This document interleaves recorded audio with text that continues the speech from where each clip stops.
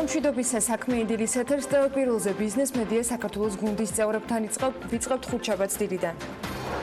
ევროკავშირში ექსპორტი 22.1%-ით გაიზარდა, დსთ-ში 28.3%-ით. საქსტატის ინფორმაციით 2019 წლის იანვარ-მაისში საქართველოდან ევროკავშირის ქვეყნებში განხორციელდა 360 მილიონ 900.000 დოლარის ექსპორტი, რაც 22.1%-ით მეტია წინა წლის შესაბამის მაჩვენებელზე და ქვეყნის მთლიანი ექსპორტის 24.6%-ს იკავებს.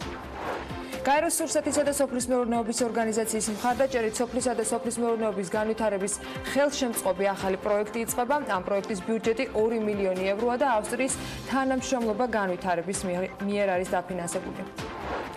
დასრულებულ მშენებლობაში შენობა ნაგებობების ექსპლუატაციაში მიღების გარეშე მოქალაქეები ვერ შესახვდებიან. ახალი საკანონმდებლო ინიციატივით 2009 წელს გაუქმებული ნორმა აღდგება. თბილისის მერია საქართველოს პარლამენტს მიმართავს და სამშენებლო სამუშაოების დროს დარღვევებისას ჯარიმებს ამკაცრებს. სამშენებლო სექტორს მშენებლობის პროცესში კანონდარღვევის შემთხვევაში სისხლის სამართლებრივი პასუხისმგებლობა დაეკისრება რიგ შემთხვევაში. კვარტალური სტატისტიკით სამშენებლო სექტორმა 10%-მდე კლება აჩვენა, 9.6% არის სამშენებლო სექტორის კლება, 3.8% სამთო-მოპოვებითი მრეწველობის კლების პროცენტული მაჩვენებელი არის და 3.1% სოფლის მეურნეობის კლების ტენდენცია იყო. თბილისში გზების რეაბილიტაციის სამუშაოები გეოგრაფიას აფართოვებს. დედაქალაქის მერია მტკვრის მარჯვენა სანაპიროს 700 მეტრიანი მონაკვეთი გზის საფარის მოწესრიგებას დღეიდან იწყებს. საგზაო სამუშაოები გალაქტიონის ხიდიდან ლაგუნა ვერესთან არსებულ პანდუსამდე განხორციელდება. მიკროსაფინანსო ორგანიზაციების ლიკვიდაციის პროცესი რთულდება. საქართველოს ეროვნული ბანკის პრეზიდენტის 2018 წლის 5 აპრილის ბრძანებაში შესული ცვლილებების მიხედვით მიკროსაფინანსოების ლიკვიდაციის პროცესი ვერ დასრულდება, თუ არსებობს მიმდინარე სასამართლო საქმეები. აქამდე მიკროსაფინანსო ორგანიზაციის ლიკვიდაციის წესში ეს ჩანაწერი არ არსებობდა. ეკონომიკის მინისტრის განცხადებით სახელმწიფო ქონების პრივატიზების ელექტრონული სერვისი მომავალი წლის პირველ ნახევარში დაინერგება. ამ წლის 5 თვეში სახელმწიფო ქონების ეროვნული სააგენტოს მიერ პრივატიზებული სახელმწიფო ქონების ღირებულება 35.9 მილიონ ლარამდეა, რაც გასული წლის იმავე პერიოდის მაჩვენებელს დაახლოებით 2-ჯერ ჩამორჩება.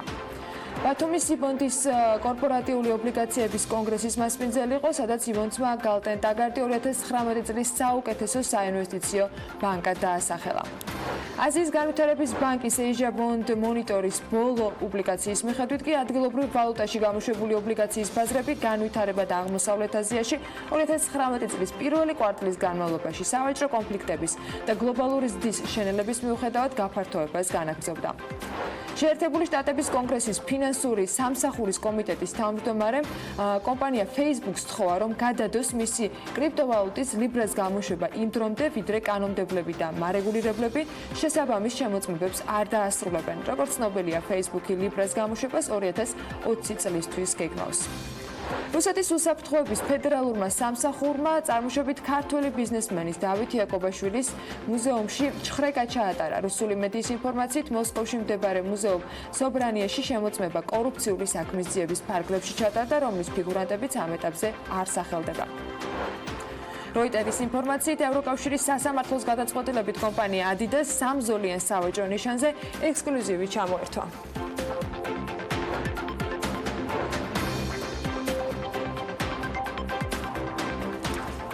დილა მშვიდობისა, აგროსექტორის განვითარების 2 მილიონი ევროს პროექტი უნდა დაიწყოს. აი ასეთი ამბებით უნდა დავიწყოთ ჩვენ საქმიანი დილა. დეტალებშიც გაგარკვევთ. გაეროს სურსათისა და სოფლის მეურნეობის ორგანიზაციის მხარდაჭერით სოფლის და სოფლის მეურნეობის განვითარების ხელშემწყობი ახალი პროექტი იქნება და მისი ბიუჯეტი 2 მილიონ ევროს შეადგენს. დაფინანსება კი ავსტრიის თანამშრომლობა განვითარების მხრიდან არის განსაზღვრული. პროექტი მიზნად საქართველოში სოფლის განვითარების პოლიტიკის შემუშავებას, ღირებულებათა ჯაჭვის გაუმჯობესებას, ბუნებრივი რესურსების მდგრად გამოყენებასა და გარემოსთან თავსებადი სასოფლო-სამეურნეო პრაქტიკის განვითარებას ისახავს. დაგეგმილი არის როგორც ფერმერთა საინფორმაციო საკონსულტაციო ცენტრების გაძლიერება, ასევე კონკრეტულ მუნიციპალიტეტებში ფერმერებისათვის სასოფლო-სამეურნეო გრანტების გაცემაც. ამ გრანტების გაცემის საპილოტო მუნიციპალიტეტებად კი რაჭარე, ჩხუბნისა და ქვემო სვანეთის რეგიონში ონისა და ცაგერის, ხოლო შიდა ქართლის რეგიონში ხაშურისა და გორის მუნიციპალიტეტებია შერჩეული. პროექტი ჯამში 4 წლიანი იქნება და ის გარემოს დაცვის და სოფლის მეურნეობის სამინისტროს, გაეროს სურსათისა და სოფლის მეურნეობის ორგანიზაციასთან ერთად ავსტრიის თანამშრომლობის განვითარების ფინანსური მხარდაჭერით განხორციელდება. ეს კი ძალიან კარგია, მაგრამ სწორედ ხარჯვა გვიჭირს ფაქტია, რამდენი მილიონი და რამდენი პროექტია სოფლის მეურნეობაში ამ წლებში განხორციელებული და შედეგები როგორი გვაქვს, ამას დავითვლით და ეხლა ვიგეთყვით შედეგებზე. სტატისტიკის ეროვნულმა სამსახურმა სოფლის მეურნეობის სექტორის შესახებ 2018 წლის სტატისტიკური მონაცემები განაახლა და ამ ოფიციალური რიცხვების მიხედვით გასული წლის განმავლობაში სოფლის მეურნეობის და თევზჭერის დარგში პროდუქციის მთლიანი გამოშვების მოცულობა 4 მილიარდ ლარს შეადგენდა. აქედან 1,8 მილიონი იყო მემცენარეობაზე, 2 მილიარდი მეცხოველეობაზე, 200 მილიონი ლარი კი სასოფლო სამეურნეო მომსახურებაზე. მთლიანობაში სექტორის ზომამ გასულ წელს საქართველოს მთლიანი შიდა პროდუქტის მხოლოდ 7,7% შეადგინა, რაც გასული წლების მინიმალურ მაჩვენებელს წარმოადგენს. ოფიციალური სტატისტიკის მიხედვით 2017 წელთან შედარებით ცალკეული მიმართულებებით გაზრდილი წარმოების მიუხედავად სოფლის მეურნეობის სექტორის მთლიანი გამოშვება წლიდან წლამდე მაინც ზრდით დიდად არ გამოირჩეოდა. მოდით მივყვეთ ახლა დეტალურად და სექტორულად. შოთა დღეშელაშვილმა BMG-ის მკითხველისათვის ძალიან კარგი ინფოგრაფიკები მოამზადა და კონკრეტული რიცხვები სწრაფ საუბარში თუ გამოგრჩათ, დაზუსტება ჩვენს ვებგვერდზე შეგიძლიათ. დავიწყოთ ბოსტნეულის წარმოებით. 2018 წლის მონაცემებით ჯამში საქართველოში 142,200 ტონა ბოსტნეული მოვიყვანეთ და ეს მონაცემი გასული წლის შედეგებთან შედარებით არის 16,000 ტონით მეტი. აღამატება 2016 წლის მონაცემსაც, თუმცა ბევრად ჩამოუვარდება 2015 და 2014 წლების პროდუქტიულობის მაჩვენებელს.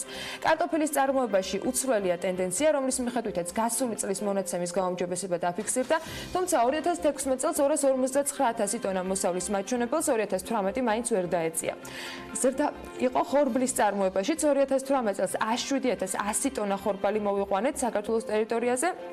და ეს წინა წლის მოსავალს აღემატებოდა, მაგრამ ბევრად ჩამოუვარდებოდა 2015 და 2016 წლების მოსავლიანობას. ანალოგიურია ტენდენცია სიმინდის წარმოებაშიც.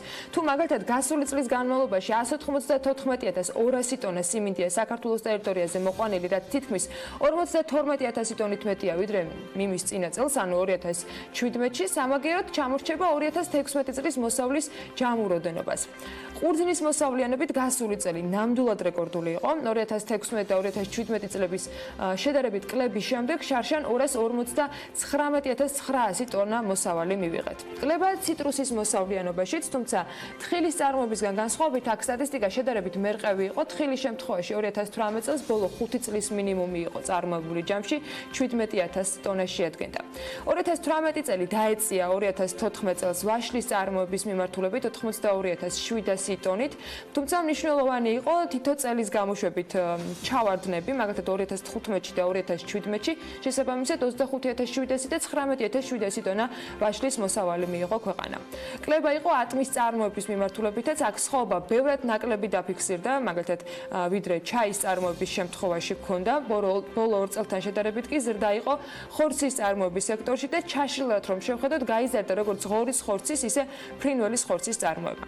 მოკლედ, ძალიან საინტერესო რიცხვებია და კიდევ უფრო საინტერესო აღმოჩნდება ის ინფოგრაფიკები, თუ დავსხდებით და გავიხსენებთ იმ სამთავრობო თუ დონორი ორგანიზაციების პროგრამებს, რომლებითაც ესა თუ ის დარგი ფინანსდებოდა არაერთი მიმართულებით.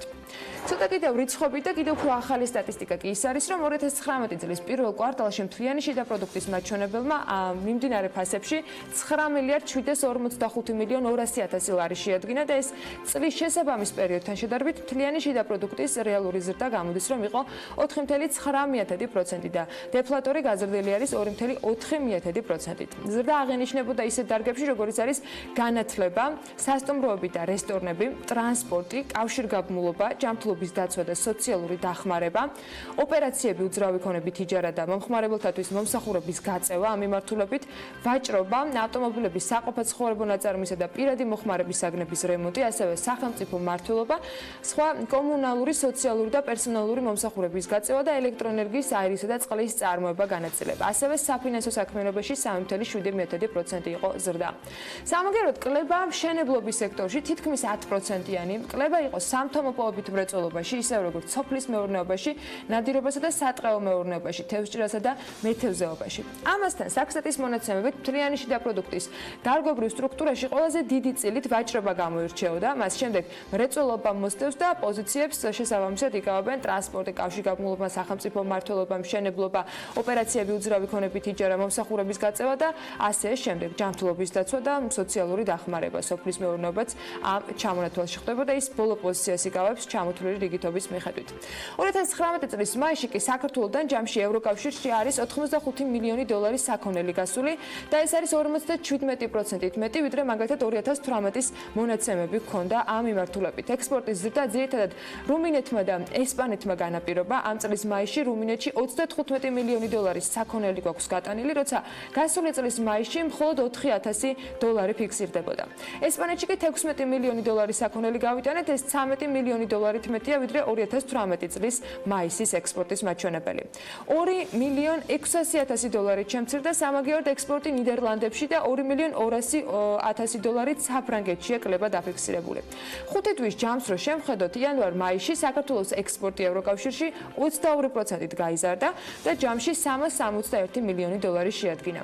სამაგიეროდ მაისში დსთ-ს ქვეყნებში ექსპორტი 13%-ით არის გაზრდილი. უკრაინაში ექსპორტი 57%-ით გაიზარდა. სომხეთში 31%-ით და ყირგიზეთში 146%-იანი ზრდა დაფიქსირდა. 82%-ით 22 მილიონი დოლარით შემცირდა საქართველოს ექსპორტი ჩინეთში. აქაც ლოგიკურია კითხვა, როგორ ვახერხებთ, რომ მაგალითად თავისუფალი სავაჭრო ხელშეკრულების ამოქმედების შემდეგ სავაჭრო მონაცემები გავაუარესეთ. იქნებ აქ ბიზნესაც აქვს გარკვეული წილი და მთავრობას ვერ დავაბრალებთ პირდაპირ და ამაზე სერიოზული მსჯელობა და ფიქრიც არის საჭირო. რუსეთის ფედერაცია კი საქსტატის მიერ გამოქვეყნებული ანგარიშის მიხედვით საქართველოს ყველაზე მსხვილ საექსპორტო ბაზრად რჩება. აი აქაც ბიზნესის დაფიქრების ნაწილია მნიშვნელოვანი. 2019 წლის პირველი 5 თვის განმავლობაში ოკუპანტ ქვეყანაში ექსპორტმა 218 მილიონი დოლარი შეადგინა, რაც 2018 წლის იგივე პერიოდის მაჩვენებელს თუ შევადარებთ, არის 27,9%-ით მეტი. რუსეთში საქართველოს უმსხვილესი საექსპორტო საქონლის ჩამონათვალი აი ასეთ საერთო სურათს გვაძლევს. ფეროშენადნობების შემთხვევაში 56,000 ტონა გავიტანეთ, ღირებულება იყო 61,600,000, ღვინოები გავიტანეთ დაახლოებით 51 მილიონი დოლარის, მინერალური წყლების შემთხვევაში საერთო ღირებულებამ 25,700,000 შეადგინა, ფილტრებისა და სხვა სითხის საფილტრავიან გასწმენდის საშუალებების საერთო ღირებულებამ 15,700,000, სპირტიანი სასმელების შემთხვევაში კი 2,5 მილიონი ლიტრია გასული და ღირებულებამ 12,200,000 დოლარი შეადგინა. საქართველოს უმსხვილესი საექსპორტო ქვეყნების ჩამონათვალს კი რაც შეეხება, რომელიც როგორც გითხარით პირველ ადგილზე რუსეთით არის წარმოდგენილი, მას მოყვება აზერბაიჯანი 168 მილიონით და ზრდა იყო 4%, ბულგარეთში ზრდა 119% იყო. 23% იყო ბოდიში, სომხეთში 19,9% დაფიქსირდა ზრდა და უკრაინაში 78%-იანი ზრდა აღენიშნება.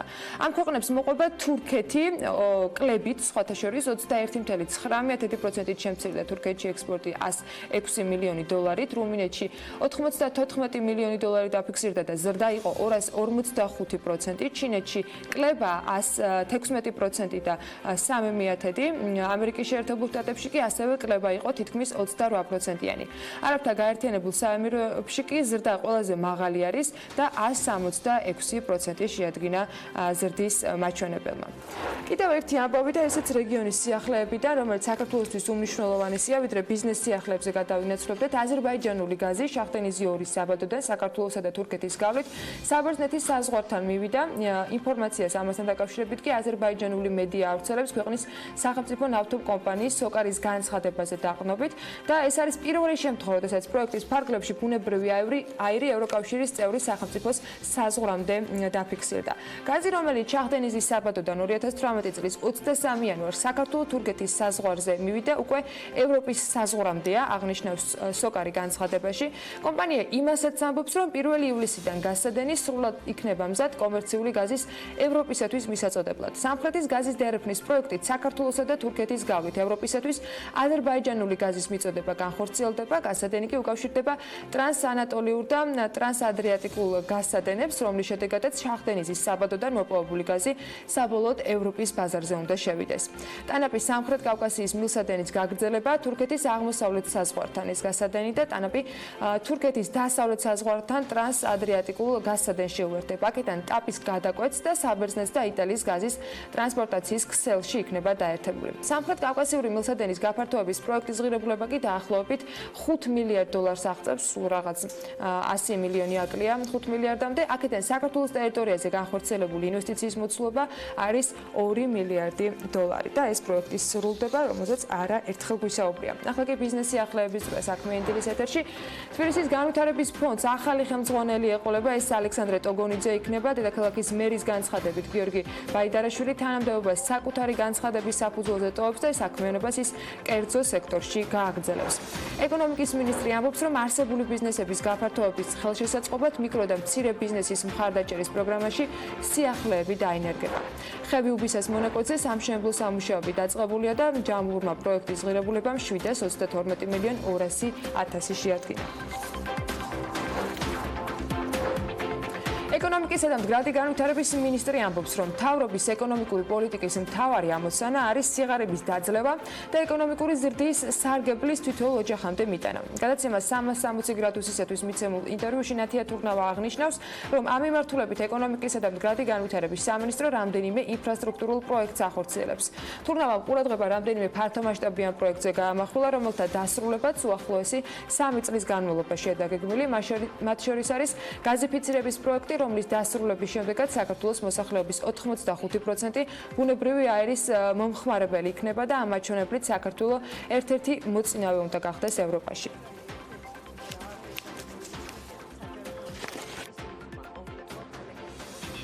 ეკონომიკისა და მდგრადი განვითარების მინისტრის განცხადებით, სახელმწიფო ქონების პრივატიზების ელექტრონული სისტემა მზად მომავალი წლის პირველ ნახევარში სატესტო რეჟიმში უკვე იქნება. თურნავას განცხადებით, კონსულტაციებს იწყებენ ელექტრონული პლატფორმის წერაზე მუშაობაც დაწყებულია და ეს პროცესი 6 თვე გაგრძელდება, რის შემდეგაც მომავალი წლის პირველ ნახევარში სატესტო რეჟიმში უკვე ელექტრონული პლატფორმის გამოყენება შესაძლებელი გახდება.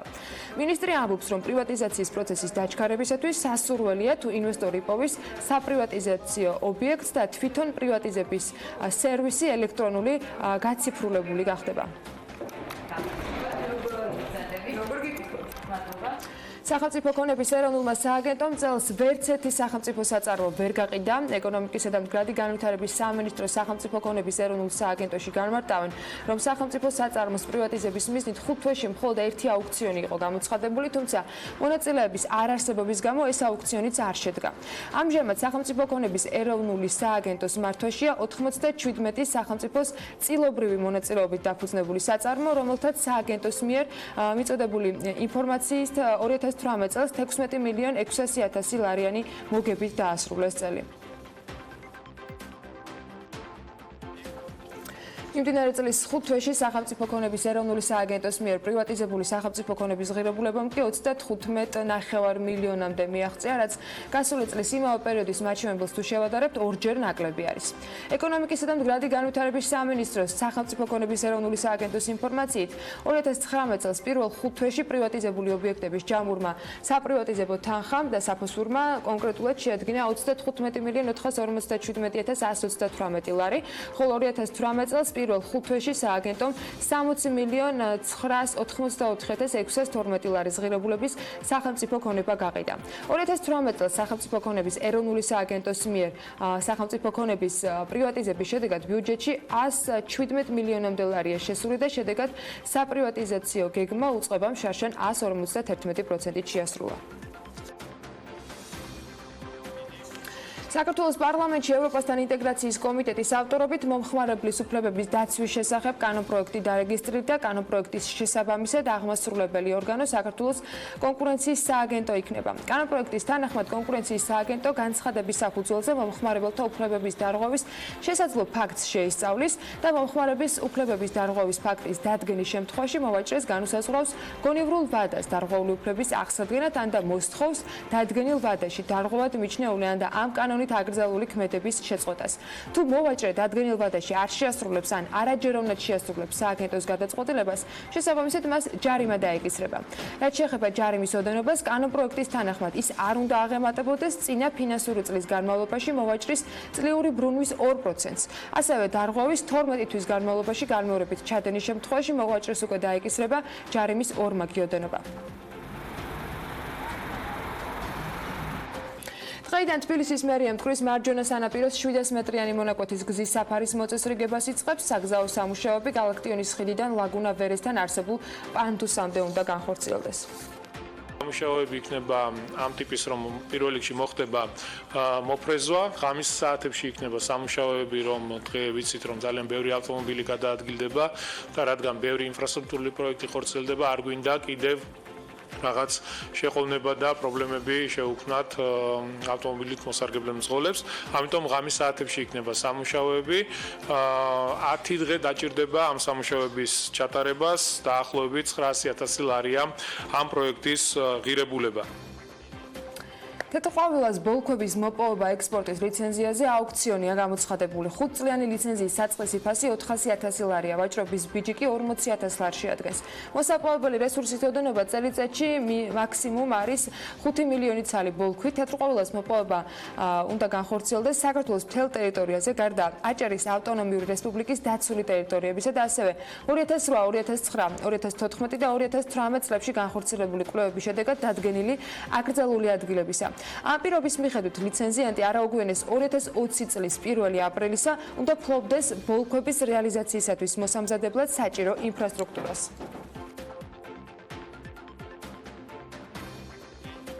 საქართველოს ტურისტულ მარშრუტს ახალი ბილიკი შეემატა. ლაგოდეხში შავი კლდეების ტიპის ბილიკი საქართველოში არსებული ბილიკებიდან ერთ-ერთი ყველაზე საინტერესო მიმართულება უნდა გახდეს. ტური ლაგოდეხის დაცული ტერიტორიების ადმინისტრაციიდან იწყება. შავი კლდეების ტბა კი საქართველოს დაღესტანსა და რუსეთის ფედერაციას შორის ბუნებრივ საზღვარს წარმოადგენს. ბილიკი 42 კილომეტრიანია და ლაშქრობის ხანგრძლივობა 3 დღიანი იქნება.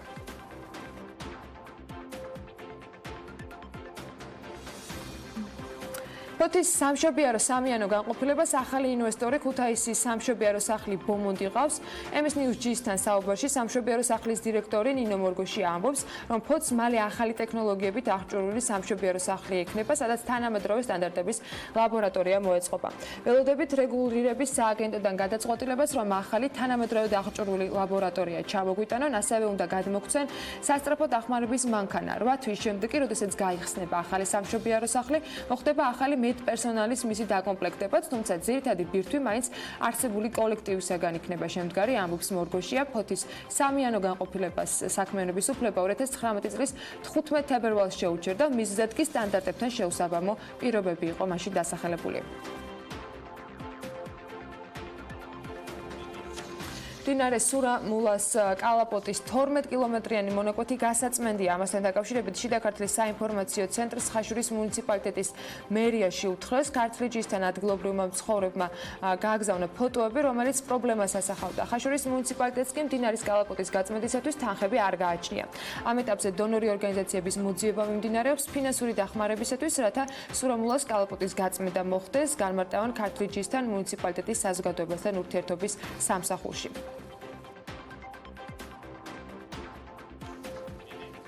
PK Construction-მა სამშენებლო კოლეჯ კონსტრუქტორის პირველი გამოშვების მიღების ცერემონია წარმატებით ჩაატარა. ასამდე კურსდამთავრებულს თეორიული სწავლების შემდეგ საშუალება ჰქონდა პრაქტიკული სწავლება უკვე M-კვადრატის შვილობილი კომპანიის სამშენებლო ობიექტზე გაიაროს. სწავლების საფეხურებისა და მათი საომავლო დასაქმების პერსპექტივებს კი თათია ჩაფიჩაძე არკვევდა. PK Construction-მა მისი სამშენებლო კოლეჯის კონსტრუქტორის პირველი გამოშვების სტუდენტებისთვის სითიბოლის სამშენებლო ობიექტზე მიღების ცერემონია გამართა. ღონისძიებას კოლეჯის 82 კურსდამთავრებული დაესწრო, რომლებსაც თეორიული სწავლების დასრულების შემდეგ კომპანიის ობიექტებზე პრაქტიკული და თანაც ანაზღაურებადი სწავლების შესაძლებლობა მიეცათ. 82-მა ადამიანმა დაასრულა პირველი ეტაპა თეორიული სწავლება და ჩვენ მოვიწვიეთ ჩვენ შენებარე ობიექტზე. ჩვენ ვართ ახლა ერთ-ერთი ჩვენ ობიექტზე, ეს არის საბურთალო სიტიმული, რომელსაც BK Construction-ი ასრულებს. ეს არის დიდი პროექტი, 125,000 კვადრატის შეერევლობა და აქ ეს ადამიანები გაივლიან 10 კვირიან პრაქტიკულ სწავლებას. პრაქტიკული სწავლება იქნება არის ანაზღაურებადი. პრაქტიკული სწავლების შემდეგ მათ მიეცემათ სპეციალისტის სერტიფიკატი და ისინი დასაქმდება BK Construction-ის მიმდებარე ობიექტებზე. კონსტრუქტორის სამშენებლო კომპანია BK Construction-ისა და საქართველოს განათლების, მეცნიერების, კულტურისა და სპორტის სამინისტროს საერთო პროექტია, რომლის სრული საინვესტიციო ღირებულება 3 მილიონი ლარია. მინისტრის მოადგილე ირინა აბულაძემ ყურადღება კერძო და სახელმწიფოს შორის ნაყოფიერ თანამშრომლობაზე და კურსდამთავრებულების სწრაფ დასაქმებაზე გაამახვილა. ინტერესები სახელმწიფოს და კერძოსის სწორედ ამაში იკვეთება, რომ ერთის მხრივ ის მოთხოვნა, რომელიც ბიზნესს აქვს განვითარებისთვის, რომ შექმნას მეტი სამუშაო ადგილი, ვერ მოხდება თუ არ ეყოლება შესაბამისი რაოდენობის კვალიფიციური მუშახელი და სახელმწიფოსთვის კი ცხადია ეს არის ძალიან დიდი ინტერესის სფერო, რომ რაც შეიძლება მეტი ადამიანი ეკონომიკურად აქტიური და ის ვინც მზად არის რომ დასაქმდეს, ჰქონდეს ამისი რეალური შესაძლებლობა. ზესტაფონში მდებარე კოლეჯში სამშენებლო მიმართულებით 11 ხელობას ესწავლიან. სასრული პროფესიის დაუფლება სრულიად უფასო 18 წელზე უფროსი ნებისმიერი ასაკის სქესის ფიზიკური შესაძლებლობისა და გამოცდილების მქონე მსურველს შეუძლია. ჩვენი პროგრამები ძალიან მნიშვნელოვანი არის, იმიტომ რომ შესაძლებლობას აძლევს მოქალაქეებს, ჩვენს დაინტერესებულ პირებს, ჩვენ სტუდენტებს პროგრამის გავლის და დასრულების შემდეგ დასაქმდნენ M კვადრატის სამშენებლო ობიექტებს. დაინტერესება საკმაოდ მაღალი არის. ჩვენ ხშირად ვატარებთ პროფესიულ ორიენტაციის დღეს, როდესაც ღია კარის დღეს, როდესაც მოდიან ჩვენთან დაინტერესებული პირები, ვათვალიერებინებთ ჩვენს კოლეჯს, ვაჩვენებთ მატერიალურ რესურსებს და ვაცნობთ ჩვენს პროფესიებს, რომელსაც ჩვენ თავაზობთ დაინტერესებულ ადამიანებს. ღონისძიებას BK Construction-ის M კვადრატის საქართველოს განათლების, მეცნიერების, კულტურისა და სპორტის სამინისტროს წარმომადგენლები, ასევე რაგბის კავშირის წევრები და სხვა პარტნიორი ორგანიზაციები ესწრებოდნენ. მოწვეულმა სტუმრებმა აქცენტი ხარისხიანი მშენებლობის გარდა დასაქმებულთა პროფესიონალიზმზე, გუნდური მუშაობის უნარზე და შრომის უსაფრთხოების სტანდარტების ერთგულებაზე გაამახვილეს. ახლა ამის პროგნოზს გადავხედოთ. გარემოსა და ეროვნული სააგენტო გაისმის ტრადიციულად ინფორმაციას და მათივე ცნობით საქართველოში ამიტი განპირობებული იქნება ამიერკავკასიის ჩრდილოეთიდან მოქმედი შედარებით ცივი ჰაერის მასების და სამხრეთიდან გავრცელებული ცხელი ჰაერის მასების ურთიერთქმედებით. მოსალოდნელია დრო გამოშვებით ღრუბლიანობის მომატება, დღის მეორე ნახევრიდან უმეტეს რაიონში იქნება ხანმოკლე წვიმა ელჭექით, ზოგან კი შესაძლოა ძლიერი სეტყვაც იყოს. იქროლებს ცვალებადი მიმართულების ქარი. სოხუმში დღის მეორე ნახევრიდან ხანმოკლე წვიმა ელჭექით და მაქსიმუმ 22 გრადუსს მიაღწევს ტემპერატურა. ბათუმში 31 გრადუსი იქნება და დღის მეორე ნახევრიდან აქაც ხანმოკლე წვიმა ელჭექით მოსალოდნელი. ქობულეთში ასევე 31 გრადუსი იქნება საღამოს წვიმის ფონზე. ქუთაისში საღამოს იწვიმებს, ხანმოკლე წვიმა ელჭექით არის მოსალოდნელი და 34 გრადუსი იქნება დღის განმავლობაში მაქსიმალური ტემპერატურა. ზუგდიდში 33 გრადუსს მიაღწევს ტემპერატურა. ჰაერი 32 გრადუსამდე გათბება ანაკლიაში, ოზურგეთში 34 გრადუსი იქნება. ონსა და გორში ხანმოკლე წვიმის ფონზე მაქსიმუმ 33 გრადუსს უნდა ველოდოთ. ცხინვალში და მარნეულში, ისევე როგორც რუსთავში 32 გრადუსია მოსალოდნელი და აქაც დღის მეორე ნახევარში ხანმოკლე წვიმას ველოდებით. ახალციხეში დღის მეორე ნახევრიდან ასევე იწვიმებს ელჭექის ფონზე და მაქსიმუმ 28 გრადუსი დაფიქსირდება. ბორჯომში 30 გრადუსია მოსალოდნელი. ბაკურიანსა და ახალქალაქში კი 24 გრადუსამდე გათბება ჰაერი. სტეფანწმინდაში მაქსიმუმ 20 გრადუსი იქნება. თელავში 32 გრადუსს მიაღწევს ტემპერატურა. დედაქალაქს რაც შეეხება, თბილისში დრო გამოშვებით ღრუბლიანობა მოიმატებს. დღის მეორე ნახევრიდან ხანმოკლე წვიმას ველოდებით ელჭექით, იქროლებს ცვალებადი მიმართულების ქარი და ჰაერის მაქსიმალური ტემპერატურა 33 გრადუსია მოსალოდნელი. წვიმიანი ამინდები კვირის ბოლომდე გაგრძელდება. ყოველ შემთხვევაში უქმებამდე აუცილებლად დღის მეორე ნახევარში უმეტეს ქალაქში წვიმა ელჭექით არის მოსალოდნელი, თუმცა მიუხედავად ამისა დღის განმავლობაში მაინც საკმაოდ ცხელა. მოკლედ ასეთი ამინდი იქნება 20 ივნის მთელ საქართველოში. საქმიანი დილა როგორი იქნება, ეს თავად უნდა შეამოწმოთ აუცილებლად მომდევნო 2 საათნახევრის განმავლობაში და პირველ სტუმარს რეკლამის შემდეგ უმასპინძლებთ.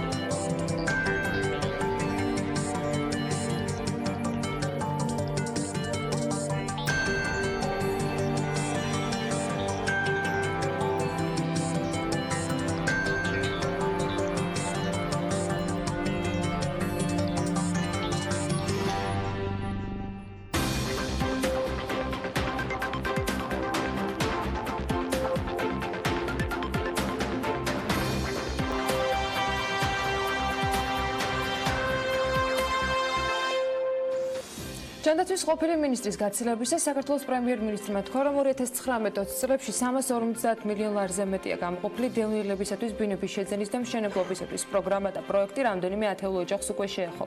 ამ ერთი კონკრეტული თემის გარდა საქმიანი დილის პირველ სტუმართან დღეს კონკრეტული მიზეზით უნდა ვისაუბროთ, ზოგადად რა სიტუაცია დევნილებსა და ლტოლვილებში საქართველოში, რა გამოწვევების და საჭიროების წინაშე დგას, ჯერ კიდევ ქვეყანა, მიზეზი კი სრულიად ცალსახად, ეს დღეს ლტოლვილთა დღეა და ბიზნეს მედია საქართველოს გუნდთან ერთად დილა საქმიანი წყობს ნუკრი მილორავა, საქველმოქმედო ჰუმანიტარული ცენტრის ფონდი აფხაზეთის დირექტორი. მოგესალმებით, მადლობა რომ ხართ ჩვენთან ერთად და გილოცავთ ერთგვარ პროფესიულ დღეს. მოდით ფონდთან დაკავშირებით ვიკითხავ პირველ რიგში, როგორ აღნიშნავთ დღევანდელ დღეს, რა მნიშვნელობა აქვს მას თქვენთვის, იმიტომ რომ ეს ერთი დღე შეიძლება იყოს რაღაცით გამორჩეული და განსაკუთრებული, მაგრამ მთელი წლის განმავლობაში სამუშაო დარწმუნებული რომ ბევრი იქნება და ეს ერთი დღე ვერ იქნება რაღაცა მაინც და მაინც ამ სამუშაოს მხრივ გამორჩეული. როგორი არის აღნიშვნა ფონდის მხრიდან დღევანდელი დღეს? მოგესალმებით. მივესალმები საქართველოს მოსახლეობას, განსაკუთრებით იმ 270,000-მდე დევნილს, რომელიც დღეს საქართველოში ცხოვრობს და არის დარეგისტრირებული. სამწუხაროდ 26 წლის მანძილზე დევნილთა პრობლემების გაგრძელება ვეღარ მოხდა, ვერ მოხდა მოგვარება იმ საკითხების, რომელიც არის დევნილთა საარსებო წყაროების ხელმისაწვდომობა. პრაქტიკულად არის მოსახლეობის ნაწილი, რომელიც დაკმაყოფილდა, მაგრამ მათი დიდი უმრავლესობა ვერ ფლობს სრულ საარსებო წყაროებს, ბევრს მათგანს აქვს უკვე თავშესაფარი გამოყოფილი, მაგრამ სამწუხაროდ მათი შემოსავლები პრაქტიკულად დღეს არანაირი არ არის, ვინაიდან ეს იყო ყველაზე მოწყვლადი ჯგუფი, ვინც პირველ ეტაპზე მიიღო საცხოვრებელი ფართი და თავშესაფარი.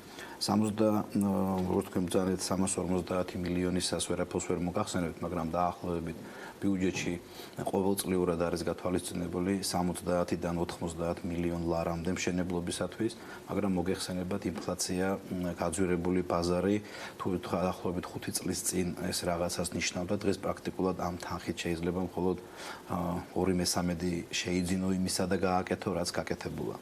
რაც შეეხება დევნილთა ეს ყოველთვიურ თქვენ ყოველთვიურ დახმარებას გულისხმობთ ამ 90 მილიონამდე ნაწილში. მე ვახსენებ პროექტი და პროგრამა, რომელიც მომდევნო წლებში ბინების მშენებლობას უკავშირდებოდა. დიახ, მე ბინების მშენებლობაზე მაგალითებული აქცენტი. ასეთი მიზნობრივი პროგრამები დაახლოებით არის 70-90 მილიონი ლარის ყოველწლიურად, რომელიც საშუალოდ 1000-დან 1500-მდე ოჯახს ყოფნის. თქვენ მოგეხსენებათ, დღეს საქართველოში ჯერ კიდევ დაუკმაყოფილებელი საცხოვრებელი ფართით არის დაახლოებით 35-40,000 ოჯახი და თუ ჩვენ ნახავთ პროგნოზირებად პერსპექტივას თუ განვიხილავთ, დაახლოებით 30-40 წლის შემდგომ შეიძლება ამ პრობლემის მოგვარება. რაც ვფიქრობ, რომ არაეფექტურია. ზოგადად დევნილთა საკითხის გადაჭრას, განსახილების გადაჭრას სჭირდება დაახლოებით 3-დან 4 მილიარდამდე ლარი, რომელიც გამოყოფილი იყო თავის დროზე დევნილებისათვის და სამწუხაროდ იმ პერიოდში 2008-2009 წლების მოვლენების შემდგომ ეს თანხები ვერ მოხმარდა მიზნობრიობას, საერთაშორისო მხარდაჭერა იყო სწორედ ამ მიზნით გათვალისწინებული, მაგრამ ეს თანხა მოხმარდა სხვა რაღაცეებს. შესაბამისად, დევნილთა მოთხოვნა არის სამართლიანი, რათა მოხდეს ყისიერი დაკმაყოფილება მათი საჭიროებების და განსაკუთრებით არა მხოლოდ თავშესაფრით უზრუნველყოფა, არამედ მათი საარსებო წყაროებისა და ხელმისაწვდომობა, როგორიც არის დასაქმება, როგორიც არის სოციალური კავშირები, როგორიც არის განათლება, ჯანდაცვა და ასე შემდეგ. თითქმის 3 ათეული წელია, რაც ეს ადამიანები იმ საცხოვრებელ გარემოს არიან მოწყობილები, სადაც წლების განმავლობაში ცხოვრობდნენ, სადაც საკუთარი საქმიანობა ჰქონდათ, საკუთარ ცხოვრებას აწყობდნენ. დღეს ამ 35-40,000 ადამიანიდან რამდენი რჩება ადმინისტრაციულ შენობებში შესახლებული, ან ისეთ შენობებში შესახლებული, რომელიც პირველ ეტაპზე იყო დევნილების მხრიდან დაკავებული, ანუ რამდენი ადამიანი არის დაახლოებით, ვისაც არამხოლოდ ბინა არ მიუღია, დღეს ამ დროში ვერ მოახერხეს, რომ ადაპტირება მოეხდინათ იმ გარემოსთან, სადაც ისინი აგრძელებენ ცხოვრებას. დიახ, მინდა მოგახსენებთ, რომ ჩვენ ვფლობთ სიტუაციას, ჩვენ ვატარებთ პერიოდულ კვლევებს და ჩვენ სახელმწიფო ამ მიმართულებით არ გვეთანხმება სტატისტიკასთან დაკავშირებით. ჩვენი აზრით დევნილთა დაახლოებით 20-25% არის თვითკმარი. მათ მოახერხეს ადაპტირება, მოახერხეს ინტეგრაცია საზოგადოებაში და მათ აქვს თავიანთი პროგნოზირება. პირველ რიგში ეს არის დევნილთა შემოსავლები, რა თქმა უნდა. მეორე, დევნილთა საარსებო წყაროებზე დევნილთა ჩართულობა ზოგადად საზოგადოებრივ პოლიტიკურ ცხოვრებაში, მათი აქტიურობა. მინდა კიდევ ერთხელ ხაზი გაუსვა იმ ფაქტს, რომ როგორც ადგილობრივ თვითმმართველობაში, ასევე საქართველოს ცენტრალურ ხელისუფლებაში დევნილთა წარმომადგენლობა პრაქტიკულად არ არის. ადგილობრივი თვითმმართველობები პრაქტიკულად სადაც დევნილები ცხოვრობენ და მათ უკვე 25 წლის განმავლობაში უნდა თავიანთი პოზიციები დაეკავებიათ. თითქმის არც ერთ ადგილობრივ თვითმმართველობაში დევნილი კანდიდატი არჩეული არ არის როგორც წარმომადგენელი. სწორედ არის ამის მიზეზი ის, რომ დევნილები არ არიან ინტეგრირებულები, რომ დევნილებს არ აქვს თავიანთი სოციალური პლატფორმა, რომ დევნილები ჯერ კიდევ არიან მარგინალური ჯგუფები და შესაბამისად სახელმწიფო პოლიტიკა, რომელიც ხორციელდება, არ არის ორიენტირებული იმისკენ, რომ მოხდეს მათი თავისუფლება. 75%-მდე და ახლობთ 80%-მდე დევნილები მარგინალური ჯგუფებად არიან, საზოგადოებრივ მიმღებლობა არ ყოფილა ამ წლებებში. დაახლოებით 70% დევნილებისა ესენი არიან არაინტეგრირებულები, მათ არ აქვს შემოსავალი, მათ არ აქვს საარსებო წყაროები, მათი ოჯახები არ არიან დაკმაყოფილებული იმ აუცილებელი პირველადი და ზოგადი სოციალური პროდუქტებით, რომელიც მათ სჭირდებათ. ეს რეგიონების მიხედვით რომ გავშალოთ, სადუფრო დიდი პრობლემაა დღეს დედაქალაქში, სადაც ასევე საკმაოდ დიდი რაოდენობით დევნილები არიან აღრიცხულები თუ დასავლეთ საქართველოში, სადაც განაწილდა დევნილთა ნაწილი, როდესაც ისინი აფხაზეთს სტოვებდნენ. ბუნებრივია ეკონომიკური აქტიურობიდან გამომდინარე, დედაქალაქში მცხოვრები დევნილები შედარებით უკეთეს პირობებში არიან, მაგრამ არ დაგვავიწყდეს, რომ ჩვენ გვაქვს ესეთი ქალაქები, სადაც მოსახლეობა თითქმის ადგილობრივი მოსახლეობის ტოლია. მაგალითად, ზუგდიდში დაახლოებით 40,000-მდე დევნილი ცხოვრობს. წარმოიდგინეთ, როგორ შეიძლება ამ ხელად ჩასახლება განხორციელდეს იქ იმ პატარა ქალაქში, რომელსაც თვითონაც უჭირს და იცით რომ დღეს ზუგდიდი არ არის, თქვა, დიდი არ გამოირჩევა თავის დიდი ეკონომიკური რესურსებით. ანუ ამ მიმართულებითაც ვფიქრობ, რომ ძალიან სერიოზული ჩავარდნაა ახალი დევნილთა დასახლებები შენდება იქ, სადაც დევნილთა კონცენტრაცია ისედაც მაღალია. არადა არის სტანდარტები, რომელიც ამბობს, რომ ადგილობრივი მოსახლეობასა და მოწყვლადი ჯგუფების პროცენტული შეფარდება არ უნდა აღემატებოდეს 5-დან 10%-ს, იმისათვის რომ თემმა ადგილობრივმა მიმღებმა თემმა მოწყვლადი ჯგუფი, ანუ ვთქვათ, ამ შემთხვევაში დევნილები და ხიზანი ადამიანი მიიღოს და დააპოროს და ინტეგრირება მოახდინოს. რამე დააქვთ თავად დევნილებს თქვენ უფრო მეტი გაქვთ კავშირი, რა თქმა უნდა და უფრო მეტად შეგიძლიათ რომ საერთო სურათი დაინახოთ მიმღებლობა პირიქით იმ გადანაწილებაზე, რომელსაც სახელმწიფო სთავაზობს და კიდევ უფრო თუ განსხვავებული თქვა გეოგრაფიით მოხდება მათი სახელმწიფოს მხრიდან შეთავაზებით განაწილება, იგივე საცხოვრებელი იქნება ეს თუ თქვა სამუშაო ადგილების მიმართულებით, რამდენად არის მათთვის მიმღებლობა იმის, რომ ამ თქვა სტატისტიკაში ჩაჯდნენ, ანუ საერთაშორისო სტანდარტებს თქვა იცავდეს სახელმწიფო ნაწილში და დევნილებიც მიყვებოდნენ, იმიტომ რომ მეორე პრობლემა ხომ როდესაც თავაზობენ თქვა ამა თუ იმ ადგილზე ფართს, საცხოვრებელს და ასე შემდეგ, მაგრამ არ არის თქვა მისაღები ეს იმ ადამიანებისთვის, ვისთვისაც შეთავაზება აკეთდება. ეს ყველაფერი დამოკიდებულია იმ პროდუქტების შეთავაზებაზე და ინფორმირებული გადაწყვეტილების მიღების მიღწევაზე, რომელიც პრაქტიკულად დღეს არ ხორციელდება. თუ დევნილები კარგად გაარკვევენ იმას, რომ თქვა არის სადღაც მიწის რესურსი, ან სადღაც ტყის ან ზღვის რესურსი და იქ არის ეკონომიკური პოტენციალი განვითარების, ბუნებრივია იქ აგებული მცირე დასახლებები არის ძალიან ეფექტური და დევნილები მომავლის პროგნოზირების თვალსაზრისით, მდგრადობის თვალსაზრისით ამ გადაწყვეტილებას მიიღებენ. მაგრამ სამწუხაროდ არ ხდება მათთან ამ თემაზე კომუნიკაცია, რეალურად კეთდება ის, რაც ყველაზე იაფია და შესაბამისად ის, რაც ყველაზე იაფია, ყოველთვის არ გამოდის ყველაზე ეს ვთქვათ პრაქტიკული და ყველაზე მისაღები. თუმცა მე მინდა ხაზი გავუსვა, სწორედ იმ დღეს, რაზეც დღეს ახლა ჩვენ შეკრებილები ვართ, ჩვენ ყოველწლიურად 20 ივნისს აღნიშნავთ და უпроსტად ეს არის ყურადღების მიქცევის, ასე ვთქვათ, საშუალება, ეს არის ადვოკატირების ფორმა, ჩვენ სხვადასხვა წელს სხვადასხვა ღონისძიებებს ვატარებთ, იყო პერიოდი, როდესაც სამთავრობო ადვოკატირებას ვახდენდით, ხვდებოდით მთავრობის წევრებს, იყო დრო, როცა საერთაშორისო ორგანიზაციებს ვღებულობდით, ჩვენ წელს გადავწყვეტეთ წავსულიყავით სხვა გზით, ჩვენ გადავწყვეტეთ შეგვეთავაზებიათ თვითონ დევნილთა სათემო ორგანიზაციებისათვის, მათში არსებული პრობლემების იდენტიფიცირება და შემოთავაზება თუ მათ დღეს ყველაზე მნიშვნელოვანი რა იყო მათთვის. გამოიკვეთა დაახლოებით 10-მდე ჩასახლება, სადაც ისევ დაუბრუნდები, რომ აი არასრულ ყოფილი სერვისებით მიყენებული ზიანი, სადაც აგებულია შენობები და ირგვლივ არანაირი გამწვანება არ არსებობს. აგებულია შენობები, სადაც ბავშვებისთვის არ არის რაღაც სასრიალო, თუნდაც ერთი ან ორი რაღაც თანადგარი ან რაღაც პატარა მოწყობილობა, რომელიც ბავშვებისთვის იქნება ვთქვათ რაღაც გასართობი. აი არ არსებობს ქალები, არ დიდი დასახლებები, სადაც პრაქტიკულად სხვადასხვა რეგიონებიდან ჩამოიყვანეს დევნილები და განასახლეს ერთ სივრცეში 600 ოჯახი ზუგდიდში და არ არის შექმნილი არანაირი დასაქმების, არანაირი საარსებო წყაროების საშუალება. ჩვენ მივეცით ამ ქალბატონებს საშუალება და მათ სოხუმელ ქალბატონებთან ერთად ძალიან მნიშვნელოვანია, შექმნეს მცირე საწარმო, რომელიც დღეს აკეთებს სუტაჟის, კერამიკის და სხვა ასე ვთქვათ ნივთებს და ყიდიან ბაზარზე უკვე და აქვს გარკვეული შემოსავლები. ჩვენ ასევე დავიარეთ ოჯახები და შევთავაზეთ მათ თვითონ ვთქვათ, აი ვის სჭირდებოდა დღეს სამედიცინო დახმარება, გამოიკეთა 15-მდე ბავშვი, რომელიც პრაქტიკულად ვერ იღებდა იმ სერვისებს, რომელიც მათ უნდა მიიღოთ. შესაბამისად, ეს ჩვენი აქცია მიმართული იყო იმისკენ, რომ ჩვენ გაგვიაქტიურებია თავად დევნილი თემი. ვინაიდან სხვა გზა არ არსებობს. დღეს პრობლემა არის ადგილობრივ თვითმმართველობებში ამ პრობლემის აღქმის და შესაბამისად ადგილობრივი ბიუჯეტების იმ სტილში დაგეგმვის, რომელიც ადგილობრივ თემთან ერთად დევნილი თემის ჩართულობასაც გაითვალისწინებს. მე მესმის ცენტრალურ ხელისუფლებას ძალიან უჭირს დღეს თბილისიდან მართოს საქართველოს 45 რეგიონში დევნილთა პროგრამები. სამწუხაროდ ადგილობრივ თვითმმართველობას უფრო მეტის გაკეთება შეუძლია ამ მიმართულებით და დროა უკვე რომ მათ აღიარონ, რომ დევნილები ისევე როგორც ადგილობრივი სოფლის მოსახლეობა არის მათი თემა. თვითმმართველობები იყვნენ უფრო აქტიურები.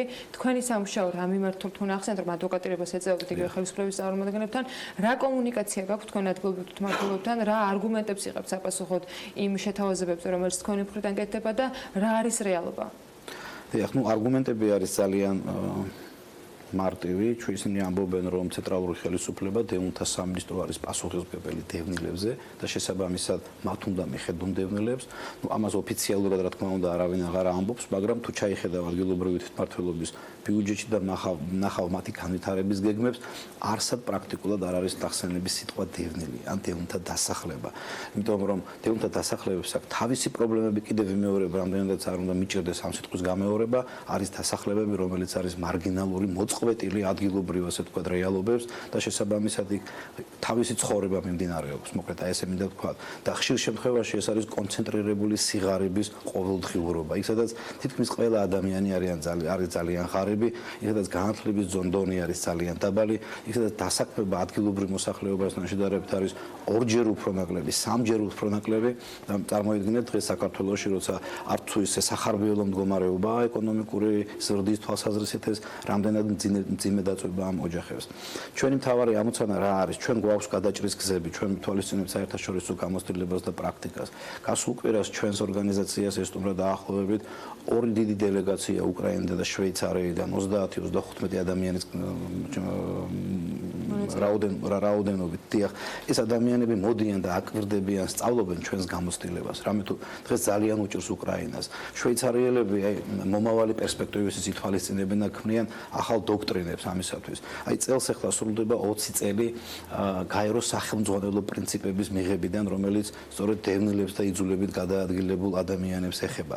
იქ არის ჩამოთვლილი სტანდარტები თუ რას უნდა აკმაყოფილებდეს დევნილის ყოფა. დევნილი არ არის ადამიანი, რომელიც რაღაც მოწყვლადობის გამო არის ამ მდგომარეობაში. ეს არის ადამიანი, რომელიც პოლიტიკური ვითარების გამო აღმოჩნდა ამ მდგომარეობაში და ძირითადად ეს პრინციპები არის, რასაც ჩვენ ვნერგავ და გვინდა ადგილობრივ თვითმმართველობასთან და ცენტრალურ ხელისუფლებასთან ერთად დევნილების მაღალი ჩართულობით, მაღალი მონაწილეობით ეს გავაკეთოთ.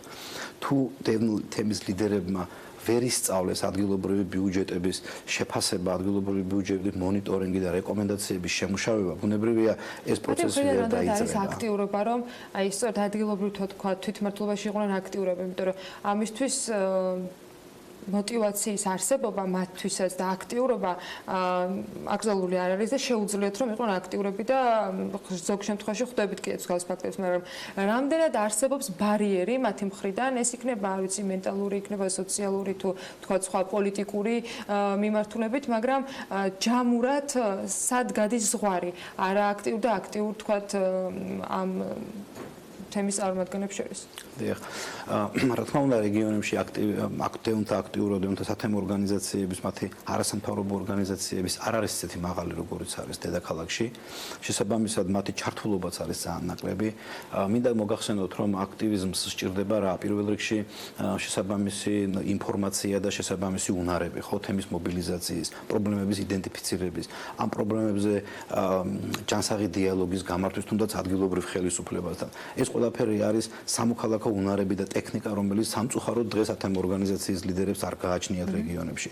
გარდა ამისა, საჭიროა ფინანსური რესურსები, საჭიროა ჩართულობა იმ კუთხით, რომ პრაქტიკაზე ანახო ადამიანს, რომ შენ შეგიძლია ჩაატარო კონფერენცია, მოაწყო რაღაც შეხვედრა, გააკეთო რაღაც ადვოკატირება. ეს ყველაფერი ასევე დაკავშირებულია თანხასთან.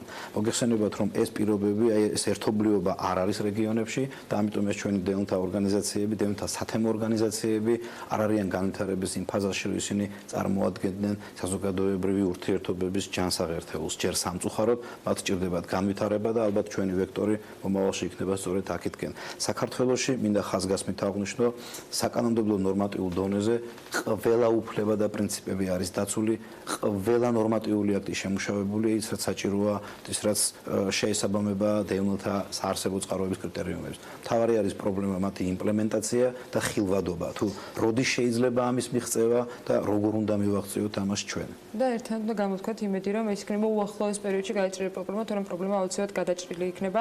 ამაში საერთო საზოგადოებრივი კონსტიტუცია არსებობს დარწმუნებული ვარ. მადლობა იმისთვის, რომ ვიყავით ჩვენთან ერთად. ნუკრი მილორავა, საქველმოქმედო ჰუმანიტარული ცენტრი ფონდი აფხაზეთის დირექტორის მასპინძლობდით საქმიანი დილის ეთერში. ქველმოქმედება ეს არის საქმიანობა, რომელიც მთელი მსოფლიოს მასშტაბით უმდიდრეს ადამიანებს ერთი იდეის გარშემო აერთიანებს ხოლმე, თუმცა ამ შემთხვევაში განსხვავება მიმართულებებში. ანუ ზოგიერთი მათგანი უსახლკაროებს ეხმარება, ზოგიერთი სიმსივნით დაავადებულებს. არჩევანი ბევრია და ეს ყველაფერი კი დამოკიდებულია ადამიანების სურვილზე და ხელგაშლილობაზე. სწორედ ამ თემაზე Wall6-მა ყოველწლიური კვლევა ჩაატარა და 2019 წლის ანგარიში გამოაქვეყნა, რომელსაც პირდაპირ ეთერში ახლა მარიამ ადამია გაგვასწრებს. მარიამ, დილამშვიდობის. დილამშვიდობის. ანა, სად იხარჯება ყველაზე მეტი ფული? კითხვაზე პასუხის გასაცემად შემიძლია გითხრათ, რომ მაგალითად ამერიკელი მილიარდერები ახალი შენობების აშენებაში დებენ ფულს იმისათვის, რომ გაჭირვებულები და უსახლკაროები შეასახლონ. ასევე პოპულარულია იმ სტუდენტების დაფინანსება, რომლებსაც სურთ სწავლა, თუმცა ხარისხიანი განათლების მისაღებად ფულადი სახსრები არ ყოფნით. არის შემთხვევები, როდესაც ფულს ისეთი ტიპის ქველმოქმედებაში დებენ, რომლის წყალობითაც საზოგადოების ყურადღების ცენტრში ექცევიან და ამ კატეგორიის მაგალითი არის ხელოვნება. კონკრეტულად მაგალითზეც რომ გადავიდეთ, მარიამ, ვის და რამდენს ხარჯავს მსოფლიოში ქველმოქმედების მიმართულებით?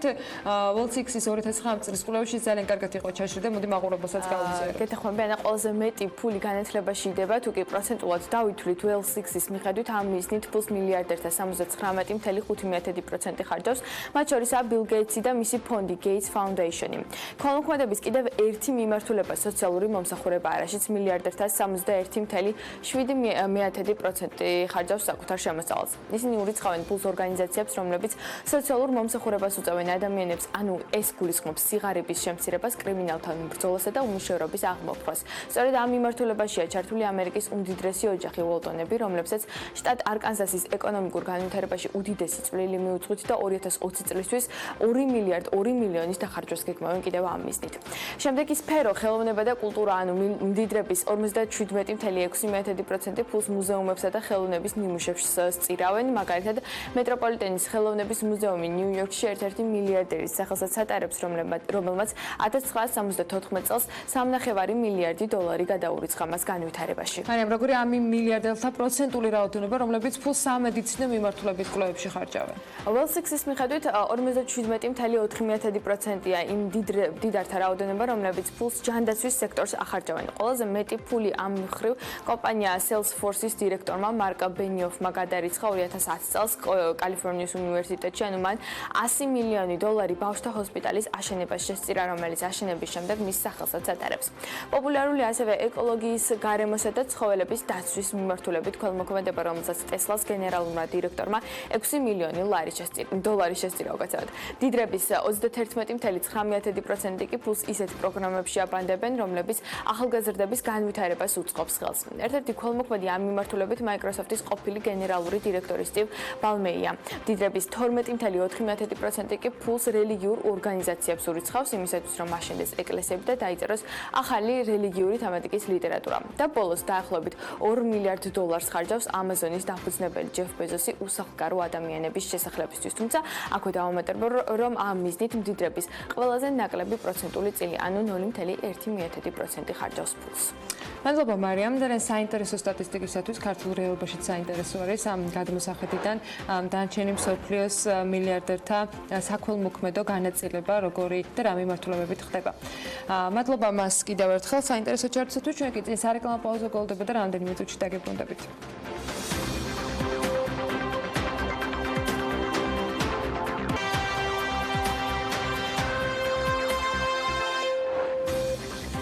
ივნისის ბანკთა შორისი ვაჭრობის შედეგად დოლარი გამყარდა და ლარმა პოზიციები კიდევ 2 თეთრით და 7 მიასედით დათმო, 1 დოლარის ფასი 2 ლარი და 79 თეთრია ოფიციალურად. გაწურდა ევროც თითქმის 2 თეთრ ნახევრით, ევრო შესაძენად 3 ლარი და 12 თეთრი დაგჭირდებათ.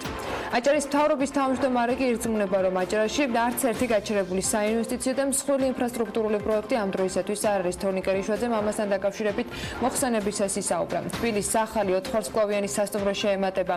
სოლე პალასი 54 ნომრიანი სასტუმრო ძველ თბილისში ცურტაველის ქუჩაზეა, საკონფერენციო დარბაზი, ტერასული რესტორნებით და ბარით. ამ სასტუმროში 57 ადამიანია დასაქმებული. ათეულობით მილიონი ლარის ზიანის სახელმწიფოს პასუხისმგებაშია 23 მეწარმე, მათგან 17 პირი პატიმრობაში. საქართველოს ფინანსთა სამინისტროს საგამოძიებო სამსახურის ინფორმაციით, ბოლო 1 თვის განმავლობაში გატარებული ოპერატიულ-სამძებრო ღონისძიებების და საგამოძიებო მოქმედებების შედეგად გამოვლენილია ჯგუფურად ყალბი საგადასახადო დოკუმენტების დამზადება, გამოყენების და უკანონო შემოსავლის ლეგალიზაციის 6 ფაქტი, რაზეც ბრალდებული სახით პასუხისმგებაში 23 მეწარმე მიეცა, მათგან პატიმრობაში 17 იმყოფება და 6 პირს ბრალდება წარადგინა. დაუსწრებლად და გამოცხადდა მათზე ძებნა. გამოძიების ინფორმაციით, განსაკუთრებით დიდი ოდენობით უკანონო შემოსავლის მიღების მიზნით საქართველოს სხვადასხვა რეგიონში რეგისტრირებული კომპანიების მეშვეობით ისინი ახორციელებდნენ უსაქონლო ოპერაციებს, რა დროსაც ისინი აყალბებდნენ დამატებული ღირებულების გადასახადის ანგარიშს, ფაქტურებს, ასევე საგადასახადო დეკლარაციებში ყალბი მონაცემების შეტანის გზით.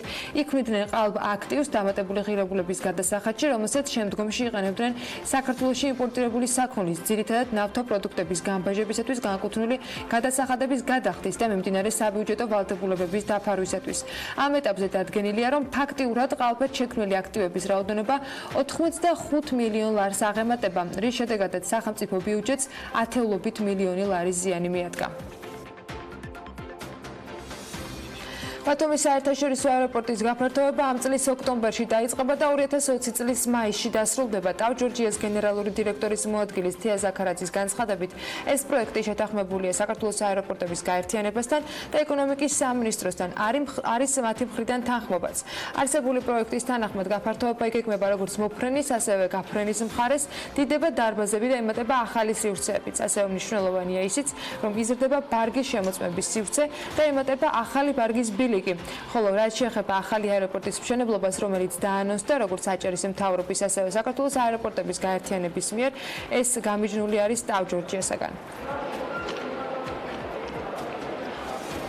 დღეს არაერთხელ გაჟღერდა, რომ შეიძლება ლოკაცია შეიცვალოს ბათუმის აეროპორტმა, შეიძლება ახალი აეროპორტი აშენდეს, ეს იქნება ქობულეთში, მერიაში თუ ბათუმში სხვა ადგილას. ამას არანაირი მნიშვნელობა არ აქვს, იმიტომ ახალი აეროპორტის მშენებლობა რომც დაიწყოს, ამას ჭირდება 2-3 წელი მინიმუმ. შესაბამისად, ბათუმს ჭირდება აეროპორტი. ჩვენ 600,000 მგზავრს მოვემსახურეთ შარშან, წელს ველოდებით, რომ ეს ციფრი იქნება 700 ან მეტი, 700,000 მგზავრი ან მეტი. შესაბამისად, ჩვენ ვალდებულები ვართ, რომ ვიზრუნოთ ჩვენი მგზავრების კომფორტზე, ჩვენ ვალდებულები ვართ, რომ ის პასუხისმგებლობა და ის ვალდებულება, რაც ჩვენ გვაკისრია, შევასრულოთ. შესაბამისად, ჩვენ ვაპირებთ, რომ ოქტომბერში დავიწყოთ უკვე სამუშაოები და ვფიქრობთ, რომ 2020 წლის მაისისთვის მოვრჩეთ გაფართოებას. ტავ-ჯორჯიასა და ჯორჯია ეირვეის შორის შეთანხმება უკვე მიღწეულია. ტავ-ჯორჯიას გენერალური დირექტორის მოადგილის განმარტებით გარკვეულ ტარიფზე უკვე შეთანხმება შედგა და ორივე მხარე ამ გადაწყვეტილებით კმაყოფილია. მან ასევე BMG-სთან საუბრისას აღნიშნა, რომ დღევანდელი მდგომარეობით შეთანხმებაზე ხელი ჯერ მოწერილი არ არის, მაგრამ მიმდინარე კვირაში უკვე დასრულდება მოლაპარაკებები და ხელი დოკუმენტს მოეწერება.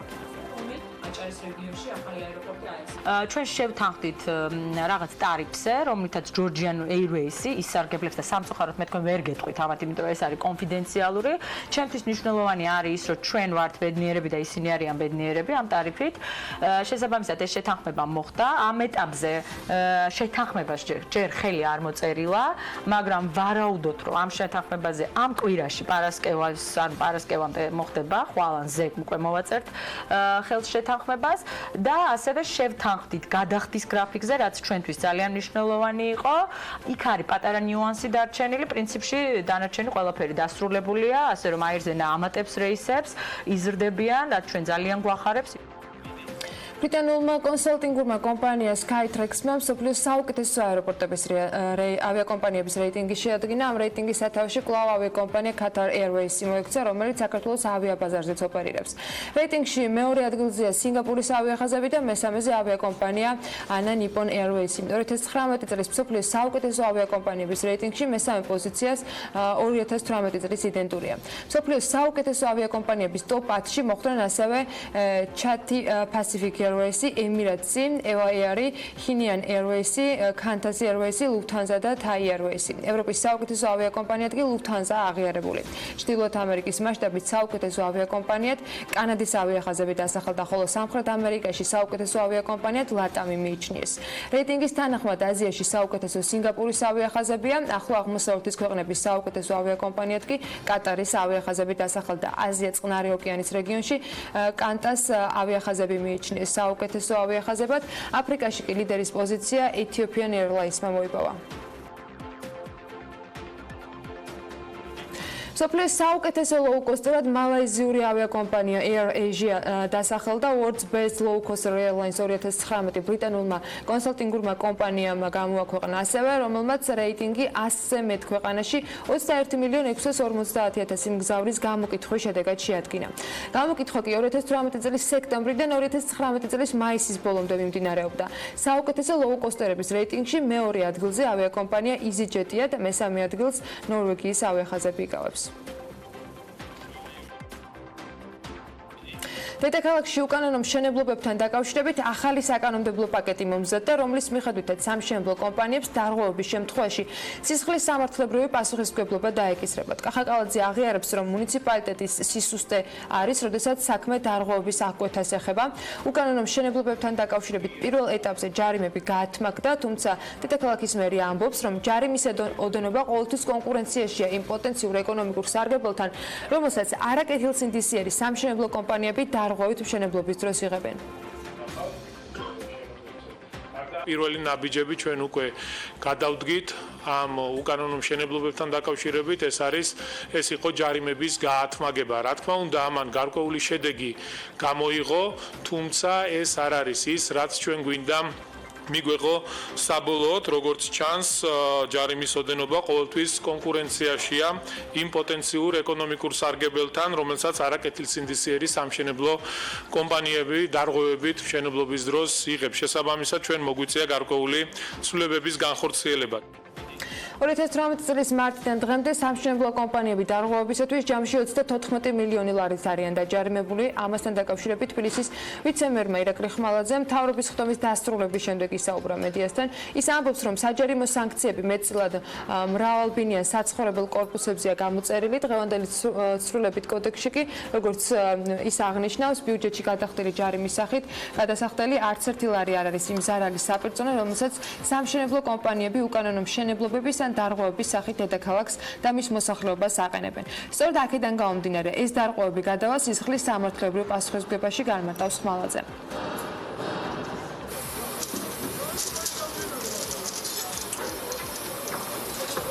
დასრულებულ მშენებლობაში შენობა ნაგებობების ექსპლუატაციაში მიღების გარეშე მოქალაქეები ვეღარ შესახლდებიან. ეს კიდევ ერთი სიახლეა, რომელიც კახაკალაძემ საზოგადოებას გუშინ გადაწყვეტილად უთხრა. თბილისის მერის თქმით, ახალი საკანონმდებლო ინიციატივით 2009 წელს გაუქმებული ნორმა აღდგება.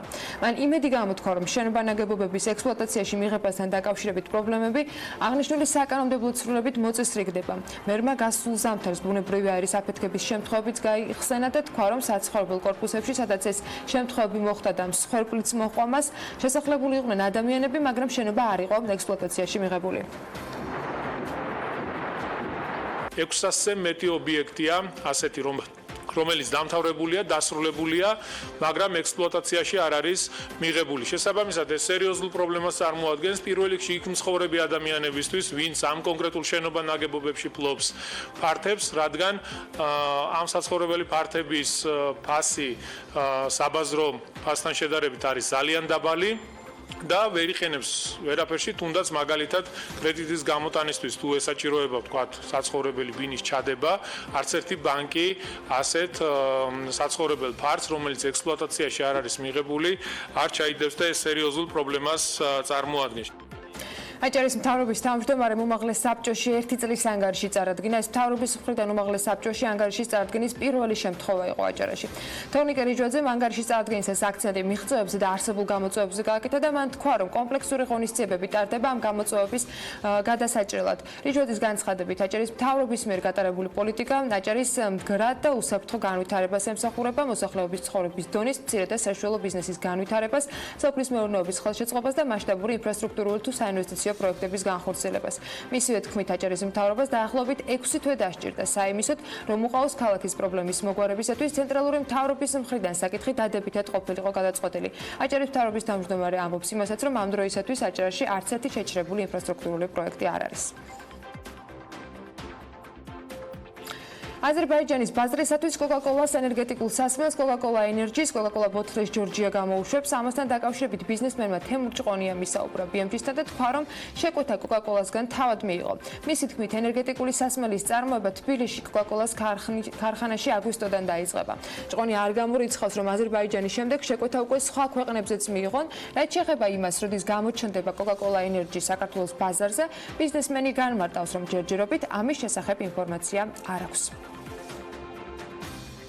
აგვისტოდან ჩვენ დავიწყეთ კოკაკოლა ენერგეტიკული სასმელი გამოდის კოკაკოლას წარმოუდგენელი გემოსი და შემადგენლობის და ვიწყებთ აზერბაიჯანისთვის გამოშვებას აგვისტოს ხო ჩვენთვის არ აზერბაიჯანში შეგვეცეს ვაზილებს კოკაკოლა რომ გამოუშვით ამ ქვეყნისთვის თქვენ მე ეს ქვეყანა მე მოგცემ შეგვეთას გამოუშვით რომელიმე ქვეყნისთვის და ვაგზავნით სხვა ქვეყანაში იმ ქვეყანაში როგორც კი დაინერგება ეს სასმელი და მიხვდებიან რომ ეს არის მომგებიანი ამ ბაზრისათვის, მე დაიწყოს გამოშვებას. მე სხვას მოგცემენ და ესეთი აზერბაიჯანში აქ მოხდება აქ მოხდება და დავიწყებთ მიწოდებას აზერბაიჯანში.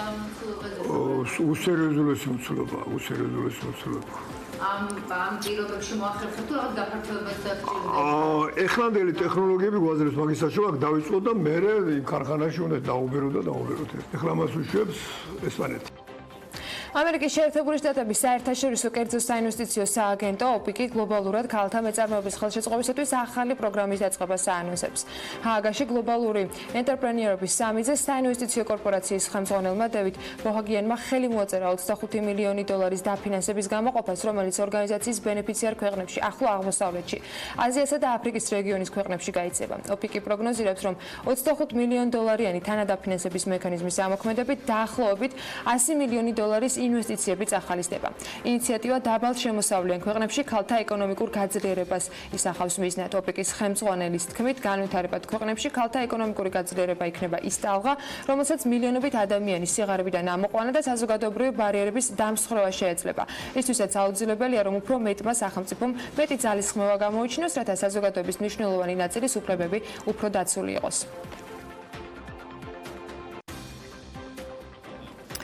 ლევან თაღიაშვილმა ჯერ ზიპლაინით იფრინა და შემდეგ ეს ყველაფერი დაუკავშირა იმას, რომ სამედიცინო ტურიზმიც ვითარდებაო. დღეიდან თბის გადანერგვა უკვე არც მეტი არც ნაკლები საერთაშორისოა შესაძლებელი. თუ ერთდროულად დასვენება და კარგი დროის გატარება გნებავთ, ან თქვენ გარეგნობაზე უნდა იზრუნოთ, მაშინ სწორედ სამედიცინო ტურიზმის ეს წინ გადადგმული ნაბიჯი აუცილებლად შეგიძლიათ რომ გამოიყენოთ. ნახოთ რა ხდებოდა გუშინ საერთაშორისოში.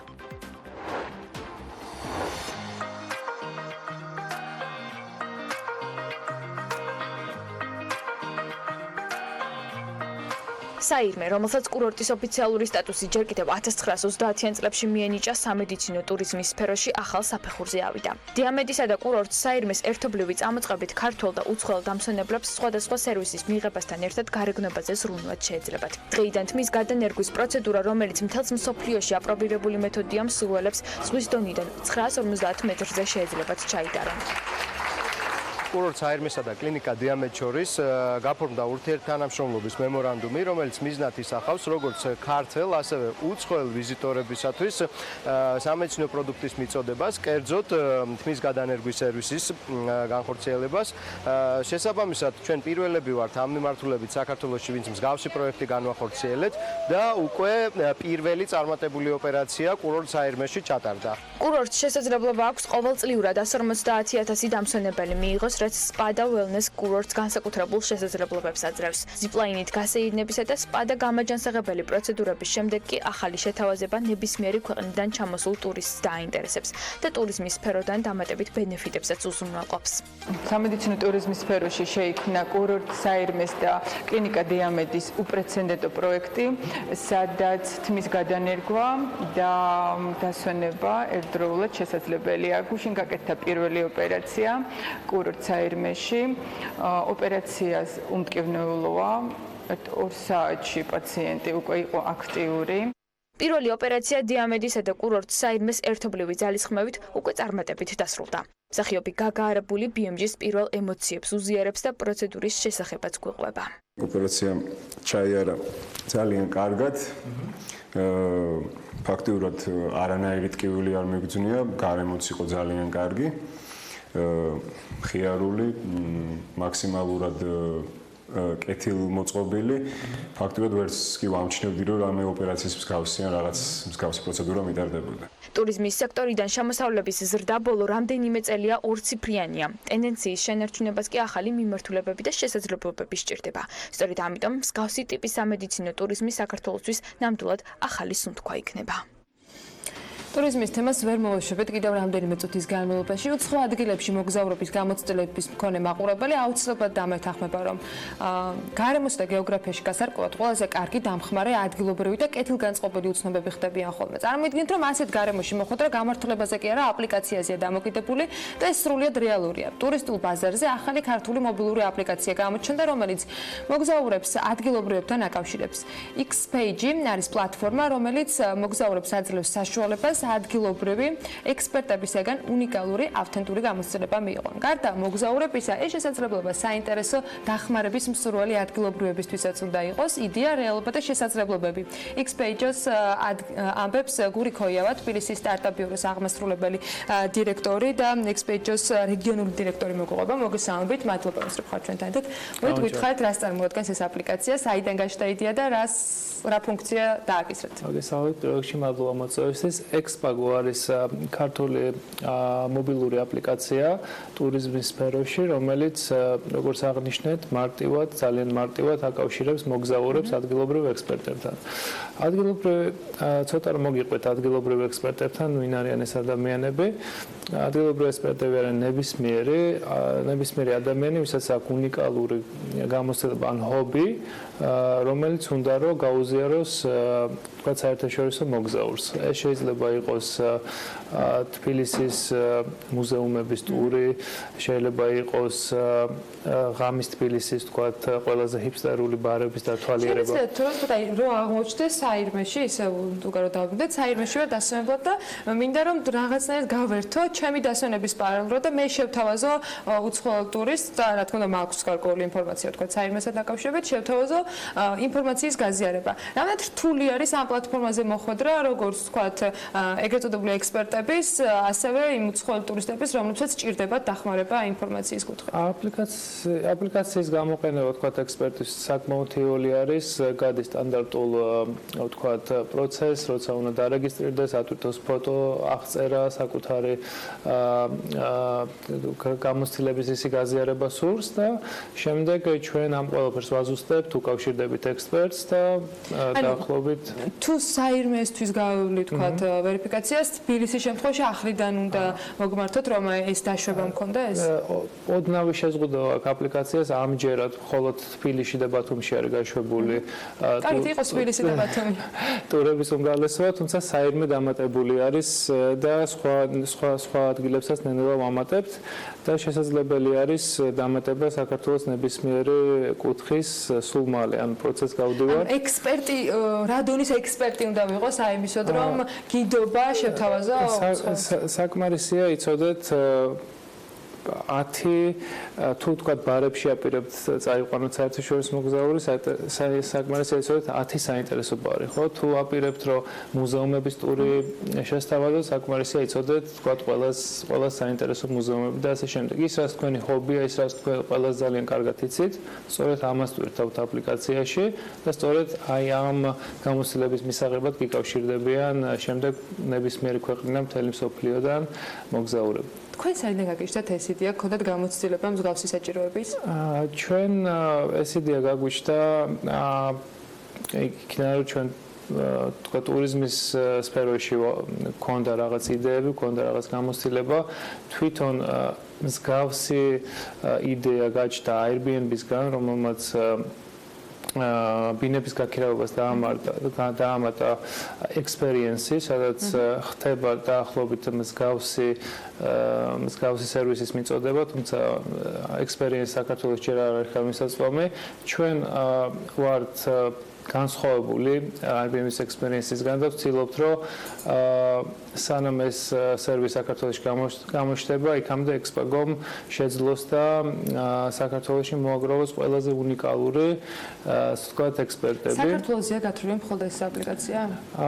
რახან საქართველოში არის ძალიან საინტერესო ტენდენციები ტურიზმის ზრდის, ზოგადად გვინდა რომ საქართველოში გაიაროს ამ აპლიკაციამ სატესტო რეჟიმი, საქართველოში კონდეს ვთქვათ პოზიტიური გაყიდვები და ასე შემდეგ და შემდეგ რა თქმა უნდა შეგვიძლია რეგიონშიც გავიდეთ და მე შემდეგ ევროპაში ძალიან მარტივი იქნება ამ აპლიკაციის. როგორ მოახერხებთ თუ უფრო გაფართოვდებით ექსპერტების გადამოწმებას და დღეს რა კრიტერიუმებით ამოწმებთ ამ ადამიანებს? თქვენთან რამდენი ადამიანი არის, თქვათ ყველა მიმართულებით პროფესიონალი და რა კითხვები შეიძლება გაჩნდეს, იმიტომ რომ ბევრი სფერო შეიძლება აინტერესოს ტურისტსა და სხვა შეთავაზება შეიძლება გააკეთოს ექსპერტმაც. აპლიკაციას ყავს community manager-ი, რომელსაც ყოველდღიური კავშირი აქვს ყველა ექსპერტთან, უკვე დამატებულ ექსპერტებთან და ახალ ექსპერტებთანაც და მუდმივ კომუნიკაციაში ვართ, აპლიკაცია განიცდის update შესაბამისად ეს ინფორმაცია მიდის ექსპერტებთანაც. აპლიკაცია უკვე გამოიყენეს რამოდენიმეჯერ სხვადასხვა ქვეყნის სტუმრებმა და გვაქვს კარგი ფიდბექები, ანუ რამდენი ექსპერტი გაქვთ დარეგისტრირებული? 100-ზე მეტი ექსპერტი გვაქვს უკვე აპლიკაციაში, თითოეული მათგანი არის უნიკალური და სთავაზობს იმას. ეს არის თუ არა ერთგვარი ანაზღაურებადი სამსახური გიდობის მსგავსი, თუ ეს შეიძლება იყოს ენთუზიაზმზე დაფუძნებული თქვა შეთავაზებებით? ეს არის მხოლოდ ანაზღაურებადი სამსახური. ყველა ჩვენ არ ვერევით საფასო პოლიტიკაში, თითოეული ექსპერტი თვითონ აფასებს საკუთარ ტურს, თქვათ რა შეიძლება ღირდეს, ეს შეიძლება იყოს თქვათ $10-დან და მთავრდებოდეს $300 გააჩნია რას თავაზობს. ხო, იქ მალე დაგვემატება ექსტრემალური ტურიზმი, გუდაურში რაღაც ძალიან კარგი იდეები შემოდის გუდაურზე, კახეთზე, ზოგადად თის ტურიზმზე და ასე ხოლმე სატელეფონო გასაუბრებით ხდება კომუნიკაცია ექსპერტებთან. აი, მანამდე არის რისკი, რომ თქვათ რაღაცა შესაძლო თაღლითობის მიზნით ან ტურისტებისათვის თანხის გამოძალვის მიზნით მოხდეს ადამიანების დარეგისტრირება და შემდეგ შესაბამისი თქვათ გეგმების განხორციელება. აი, ამ ნაწილში თქვენი პასუხისმგებლობა სად გადის? თვითონ ექსპერტი გადის, როგორც გითხარით, გარკვეულ ფილტრს ჩვენ აპლიკაციაში, სადაც უნდა აიტვირთოს ID ბარათი, დაფიქსდეს სახელი, გვარი, ყველა პერსონალური მონაცემი და რა თქმა უნდა ფოტოები და ტექსტური მასალა რა ტურის გაკეთებას აპირებს. ჩვენ მოწონების შემთხვევაში ჩვენ ვეპატიჟებით ექსპერტს ძალიან მარტივ გასაუბრებაზე, ანუ ხდება ვიზუალური კონტაქტი და შემდეგ ვამატებთ ძალიან მარტივად აპლიკაციაში. ანუ პირველ რიგში ჩვენ ვენდობთ ჩვენ ყველა ექსპერტს, მეორე რიგში ჩვენ გვაქვს გარკვეული თქვა კრიტერიუმები, როგორ უნდა შეერჩეს ექსპერტი და ყველა ექსპერტი, რომელიც უკვე არის აპლიკაციაზე 100-ზე მეტი, 100 არის უკვე გაიარა ეს პროცესი და ცოტა რა სერვისების შეთავაზება ხდება მასათამდე ექსპერტის მხრიდან? აი რა ტურებს ფიქრობენ ქართველები, რომ შეიძლება უცხოელებისათვის იყოს საინტერესო? სხვა შორის აპლიკაცია მუშაობს დილიდან ღამემდე ყველა დროს, იმიტომ რომ სხვადასხვა ექსპერტს აქვს სხვადასხვა თქვათ იდეა, ხო დადებული, სპორტული, რომელიც ღამის ცხოვრებას უკავშირდება ისეთი თქვათ ქართული ცეკვების დათვალიერების ტური, პილიგრიმული ტური, კულტურული, ნებისმიერი, ანუ ტურიზმი უზარმაზარია, შიგნით შეიძლება ნებისმიერი იდეა მოიფიქრო, საინტერესო იდეა მოიფიქრო, ატვირთო და შესაბამისად რაც უფრო საინტერესო, რაც უფრო უნიკალური იქნება ეს იდეა, მით უფრო თქვათ თქვენთვის რა ნაწილშია ეს ბიზნესი? ეს საკომისიოების ხარჯზე ხდება, თქვათ თქვენთვის შემოსავლის მიღება, სარეკლამო ბანერებით არის აპლიკაციაზე განთავსება შესაძლებელი და ეს არის შემოსავლის წყარო თუ რა როგორ ხდება? ჩვენი ბიზნესი არის უკავშირდება მხოლოდ საერთაშორისო მოგზაურებს, ანუ საკომისიო გვაქვს მხოლოდ მოგზაურების ხარეს და არა ექსპერტების ხარეს.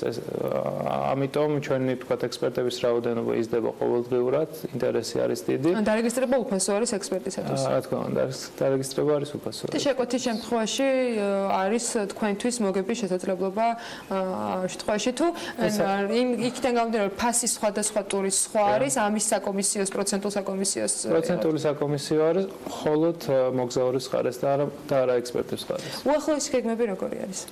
უახლოესი გეგმები არის ის, რომ ჩვენ აპლიკაცია, როგორც იყო სატესტო რეჟიმი გაიარა, ერთი კვირის წინ დავამატეთ Android-ის ვერსია, ანუ აპლიკაციის გამოწევა შესაძლებელი როგორც iPhone-ზე, ისე Android-ის ყველა ტელეფონზე და თქვა ჯავშანის გაკეთება შესაძლებელია ჩვეულებრივ ინტერნეტიდანაც. უკვე მზად არის აპლიკაცია, რომ დაიწყო საქართველოს სხვადასხვა ქალაქებში თქვა ექსპერტების მოძიება.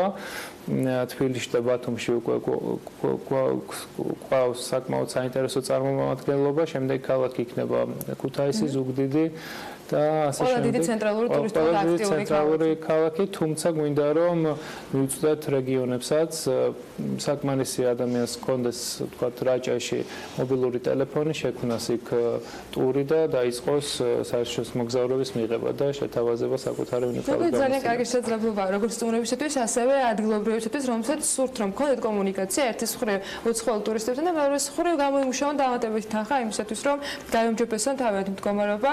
წარმატებას გისურვებთ და გისურვებთ კიდევ უფრო დიდ ბაზრებზე გასვლის პერსპექტივას უფრო უახლოეს მომავალში განახორციელოთ. გური ქოიავას თბილისის სტარტაპ ბიუროს აღმასრულებელ დირექტორს და ექსპეკოს რეგიონულ დირექტორს მასპინძლობით საქმიანი დილის ეთერში. კიდევ ერთი სიახლე ტურისტული და თან კონკრეტულად აგრომიმართულებით დაინტერესებულებისათვის გვაქვს აგროსტოპი, ასე ქვია გზამკვლევს, რომელიც სექტემბრიდან ყოველ პარასკევს ნათია მსხვილაძესთან ერთად ბიუჯეტურად მთელ საქართველოში გვამოგზაურებს და სოციალური ქსელების დახმარებით აღმოგვაჩენინებს ადგილებს, რომელთა შესახებად ბევრმა ალბათ არ ვიცოდით. იდეა და მისი ხორცშესხმა ისეთ ტემპებში მოხდა, როგორც ეს მის შემოქმედს ეკადრება. BMG-ის კარგი მეგობარი ნათია მოგზაურობას ყოველ პარასკევს საღამოს თბილისის გასასვლელიდან დაიწყებს და მაყურებელს გზადაგზა სხვადასხვა სასარგებლო ინფორმაციას მიაწვის.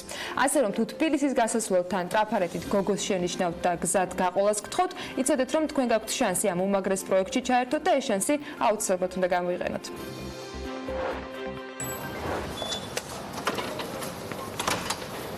აგროსფეროში მოვხდი 1 წლის წინ, როდესაც ფერმერთა ასოციაციაში დავიწყე მუშაობა.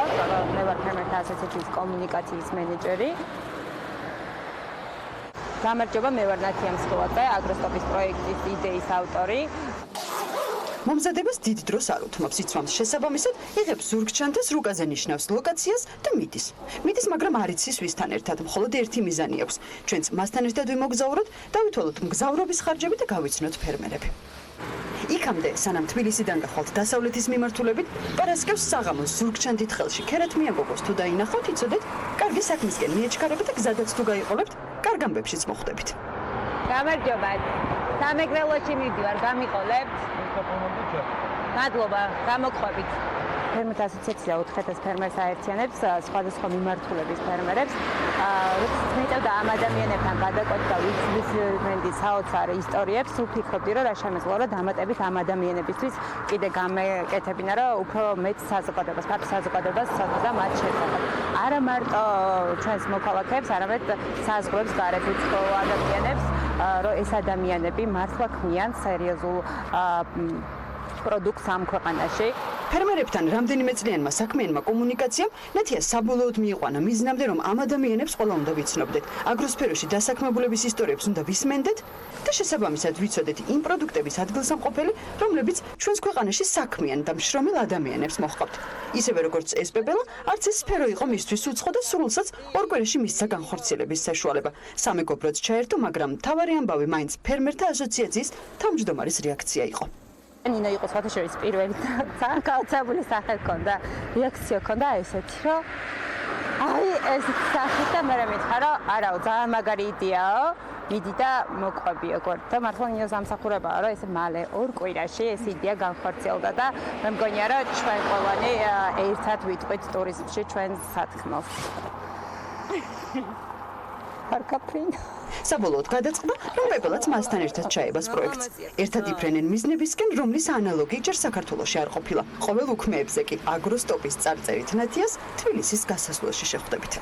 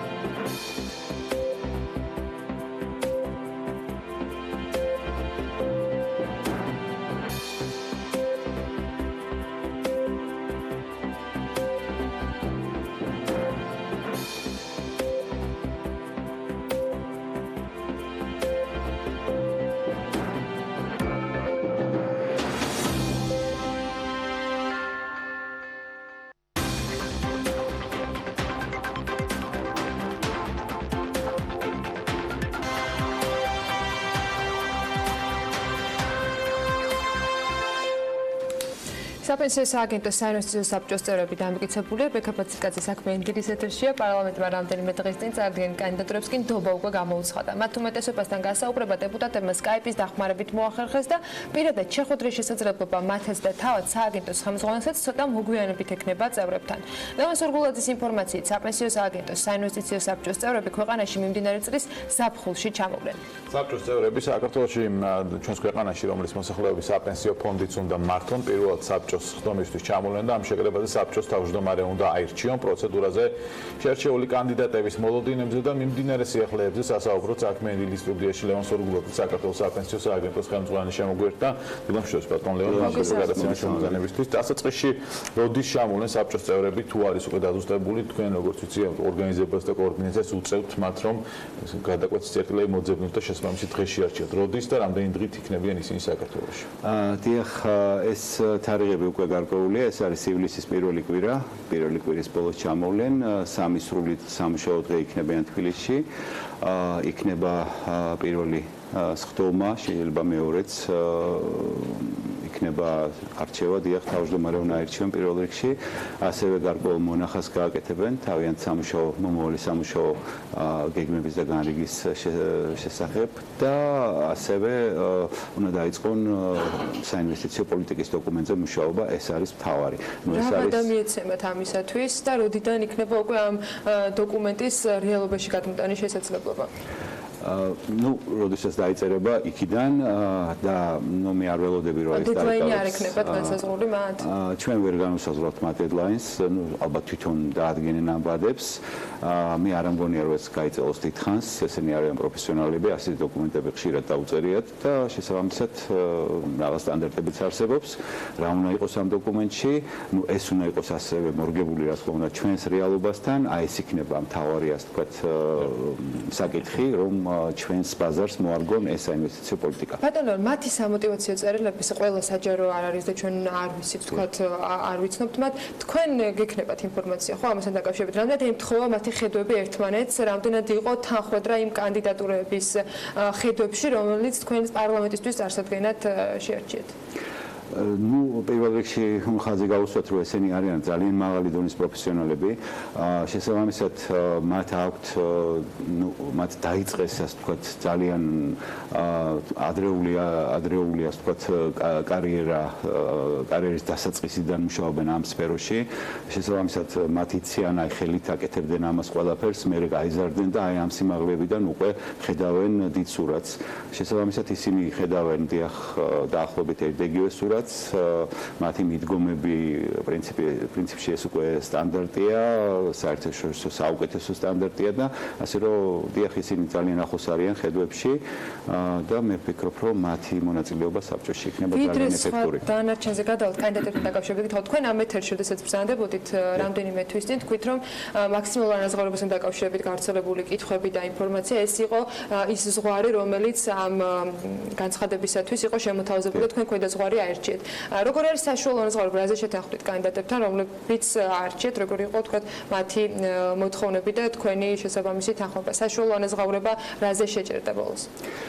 მე ასე ვიტყოდი, მოდით, როდესაც ჩამოვლენ კანდიდატები, ჩვენ მათთან გავაფორმოთ ხელშეკრულებები და იქ, ასე ვთქვათ, ჩაიწერება ეს რიცხვები, შეთანხმება მიღწეულია, ცხადია, მე დღეს ზუსტ რიცხვებს ზუსტად საშუალო ეს არის აი იქ რაც იყო დასახელებული, ასე ვთქვათ, ის რეინჯი 0-დან 60,000-მდე, ის არის შუის გაცილებით ქვემოთ. ანუ იაფადი შევერეთ. მოველაპარაკეთ და პრინციპში გონივრულ თანხებზე შეთანხმდით. ორი სახელმწიფო გაფორმდება ეს ინფორმაცია პრინციპში საჯარო იქნება და მე შეგვიძლია რომ უფრო კონკრეტულად ამ ციფრებზეც ვისაუბროთ. რაც შეეხება ისევ კანდიდატებზე მაინც რომ ამოვწუროთ, რამდენად კარგად იცნობენ ისინი ერთი რომ ვთქვათ ქართულ ბაზარს და ალბათ თუ არის მოუწევთ შესაბამისად ჩახედვა და მეორე სისტემას საკანონმდებლო ნაწილს რომელიც ჩვენ რეალურად შევქმნით თუ ამ სამ დღეში მოხდება თქვა ასე შიდა სამზარეულოს ჩახედვაც თუ ეს პროცესი უკვე რაღაცნაირად გავლილი აქვს ნაწილად პროცესი უკვე დაწყებულია საქართველოს არ არის გამონაკლისი ქვეყანა რაღაც გამონაკლისი საბაზრობით დიახ ასეთი ქვეყნები სხვებიც არიან სადაც იწყება კაპიტალის ბაზრის განვითარება სადაც იწყება საპენსიო ფონდი დაარსდა თქვა პირველად და აი პირველ ნაბიჯებს დგავს ასეთი ქვეყნების ხო ყველამ დაიწყო ხო ოდესღაც შესაბამისად ამ ადამიანებმა იციან განვითარებად ბაზრებზე როგორი სიტუაციაა და დიახ საქართველოს არის განვითარებადი ბაზარი emerging markets როგორც ქვია newly emerging markets აი ესე კიდევ უფრო დაზუსტებით შესაბამისად მათ იციან როგორი არჩევანია ასე ვთქვათ საინვესტიციო ინსტრუმენტების ჩვენთან კანონმდებლობაც იციან და ჩვენ კიდევ ასე ვთქვათ ვემუშავებით მათ უკვე დისტანციურადაც უკვე რომ გაეცნონ დეტალებს თუნდაც დაგროვებითი პენსიის შესახებ საქართველოს კანონის დეტალებს სიღრმეებში ჩავიდნენ და იმის მიხედვით იყოს თქვათ დამუშავებული. გარდა თავმჯდომარის არჩევისა ამ სამი დღის განმავლობაში გეგმაში არის თუ არა მაგათ ეროვნული ბანკის ხელმძღვანელობასთან, მთავრობის წარმომადგენელთა პარლამენტთან შეხვედრები, როგორი იქნება ეს სამი დღის წესრიგი? აუცილებლად, რა თქმა უნდა, ნუ პირველ რიგში ისინი უნდა შეიკრიბონ, ერთმანეთი გაიცნონ, ნუ იცნობენ ზოგიერთი, მაგრამ მაინც დიახ ეს თავის დღის წესრიგი, თავმჯდომარის არჩევა მნიშვნელოვანია, რაღაც მონახას გააკეთებენ და ამის შემდგომ, რა თქმა უნდა, ჩვენ მათ წარუდგენთ უკვე, გავაცნობთ პირველ რიგში ჩვენ სამეთვალყურო საბჭოს, რომელშიც სამი წამყვანი მინისტრი არის, შემდგომ იქნება შეხვედრები დიახ პარლამენტშიც გვეგმავთ და რა თქმა უნდა ეროვნულ ბანკში. დიახ. კიდევ საინვესტიციო ოფიცერის შერჩევაზე უკვე არის გამოცხადებული კონკურსი და კიდევ რა კადრები გჭირდებათ იმისთვის, რომ ეს პროცედურა იქნება დოკუმენტის შესაბამისი უკვე გამართულად შესაძლებელი იყოს, რომ საქმიანობა დაიწყოს საბჭომ ინსტრუმენტების გამოყენებით, რომელიც მათ უნდა ჰქონდეთ. მადლობ შეკითხვისთვის. დიახ, ჩვენ გუშინ პრაქტიკულად დავასრულეთ საინვესტიციო საბჭოსთან შეთანხმება იმ ვაკანსიის გამოცხადების ტექსტის, მათ მიიღეს აქტიური მონაწილეობა ამ ტექსტის დამუშავებაში, ონლაინ ხდებოდა ეს ყველაფერი. ჩვენ მივიღეთ საბოლოო ვერსია, დამტკიცებული, ასე ვთქვათ, ამ ტექსტის და გუშინვე ჩაეშვა თვალსწრები, ან დღეს დილით ჩაეშვება უკვე ლოკალურად და დღესვე გავუშვებთ Financial Times-ში. ჩვენ გვინდა რომ ეს მთავარი საინვესტიციო ოფიცრის კონკურსი გამოცხადეს ასევე საერთაშორისო იყოს. ნახოთ როგორი იქნება, ასე ვთქვათ, გამოხმაურება და ასევე უკვე 10 დღეა გამოქვეყნებულია მთავარი რისკის ოფიცრის პოზიცია აქ ლოკალურად, თუმცა გადავწყვიტეთ, რომ ესეც გაუშვათ საერთაშორისო კონკურსზე, იმიტომ რომ ვთქვათ, კონდეს უფრო დიდი არჩევანი. ეს არის ჭირდება თუ არა ამ კადრებს საქართველოში მოდივატყოფნა თუ ესეც შესაძლებელი იქნება, რომ ის ადამიანები, რომლებიც დაინტერესებული იქნება დისტანციურად ამოწმებდნენ ინფორმაციას. არა, ეს კადრები აუცილებლად უნდა იყვნენ, ეს არის ყოველდღიური სამუშაო, ისინი მათ უნდა იარონ დილიდან საღამომდე სამსახურში უნდა იყვნენ ჩვეულებრივად. კარგი, მოდი ახლა საპენსიო სააგენტოს დღევანდელობას გადავხედოთ. ბოლო მონაცემები როგორ გამოიყურება, აქტიურად მიმდინარეობდა მათ შორის იმ შესაძლებლობის გამოყენებაც იმ ადამიანებს ხრიდან, ვისაც სურდათ, რომ საპენსიო რეფორმა დაეტოვებინათ. რა მონაცემები გვაქვს დღეს, რამდენი არის თანხა მობილიზებული, რამდენმა დატოვა და როგორი არის პროცენტული მაჩვენებლები? ამ დილის მონაცემს გეტყვით, 9 საათზე ყოველ დილით 9 საათზე გენერირდება ჩვენი სისტემის მიმართ სრული რეპორტი. ახლა რაღაც რიცხვებს ჩავხედე და იმას გეტყვით, ანუ დღის მდგომარეობით ჩვენ პირველი იანვრიდან სისტემაში გავაწევრიანეთ 820,000-მდე ცოტა აკლია ადამიანი და აქედან გასული, ესე იგი აპრილიდან, როდესაც დაიწყო, ასე ვთქვათ, ეს გასulis უფლება ჩაერთოთ, ყველას არა, მაგრამ უმრავლესობას გასული არის აი ამ რიცხვის 11% დაახლოებით. 820,000-ის 11%-ია გასული. ძირითადად რომელი თქვა სეგმენტიდან ხდება საპენსიო სააგენტოს დატოვება, ეს არის თქვა საჯარო სექტორი თუ კერძო სექტორი, როგორ ნაწილდება? კერძო სექტორი ახლა ჭარბობს გაცილებით, დიახ. ასაკობრივი, ასე ვთქვათ, 40, 45, 55, 50, ანუ ამასაკობრივშიც თუ ითვლით, ანუ ვინ გადის? ჩვენ გავაკეთეთ ეს ანალიზი გენდერულად დავყავით და ასევე ასაკობრივ ჭრილში, აი ზუსტად ასევე 40, 45 და ასე შეძლებს. დიახ. ნუ იქ პროცენტული, ანუ გასვლის მაჩვენებელს უყურებდით.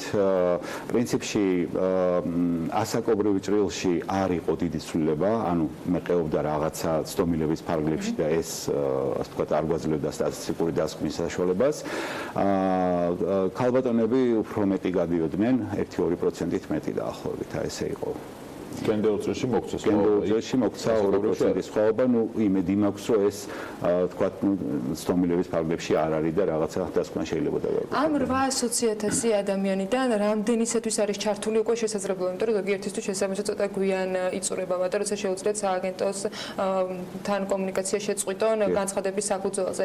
ანუ როდის გვეცოდინება დაახლოებით ჯამურად რამდენმა პროცენტმა გადაწყვეტა, რომ არ სურს საპენსიო რეფორმაში იყოს ჩართული?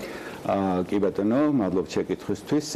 ესე იგი, დიახ, უმრავლესობას ეს უკვე ჩართული აქვს, ეს უფლება და ორთვიანია ეს ფანჯარა ღია მათთვის და არის რაოდენობა, ალბათ სულ ვისაც გაუჩნდება ეს უფლება, ანუ უკვე გაუჩნდა იმისი დაახლოებით 20%-ს ჯერ არ ჩართვია ეს უფლება, ჩართება მომავალში, იმიტომ რომ ჩვენ გაწევრიანება ყოველ დღე გვაქვს დამატებითი, აი ვთქვათ, დღეში ახლა დაახლოებით 1000-2000 ადამიანი წევრიანდება ახალი. შესაბამისად, იქიდან რაღაც ნაწილს ეს უფლება ჩაერთვება 3 თვის შემდგომ. ხო, ასე რომ, მაგრამ ჩვენ ვაკვირდებით აი ესეთ რიცხვს, ესე იგი, ვის სულ რამდენს ჩაერთო უფლება და აქ არის ის, ვინც ჩაერთო და დარჩა, უბრალოდ ჩაერთო და გაუვიდა უფლება უკვე, ვადა გაუვიდა ამ უფლებას. ეს აი მთლიანი რიცხვი აქ შედის, თქვა, დარჩენილების და გასულების და მე არის ვისაც ჩაერთო უფლება, გაუვიდა ვადა უკვე უფლებას და არ გასულა სქემიდან. აი ამ ორი რიცხვის შეფარდებას რო უყურებთ, სტატისტიკურად ახლა რაც მეტი დღე გავა, უფრო დაზუსტდება ეს პროპორცია. და გვეცოდინება ვთქვათ, დღეს მე ყოფილი ვარ მონაცემებით, ეს არის გაცილებით იმაზე უკეთესი ვიდრე ველოდით, სხვებსაც ნაკლები მოლოდინი ჰქონდათ.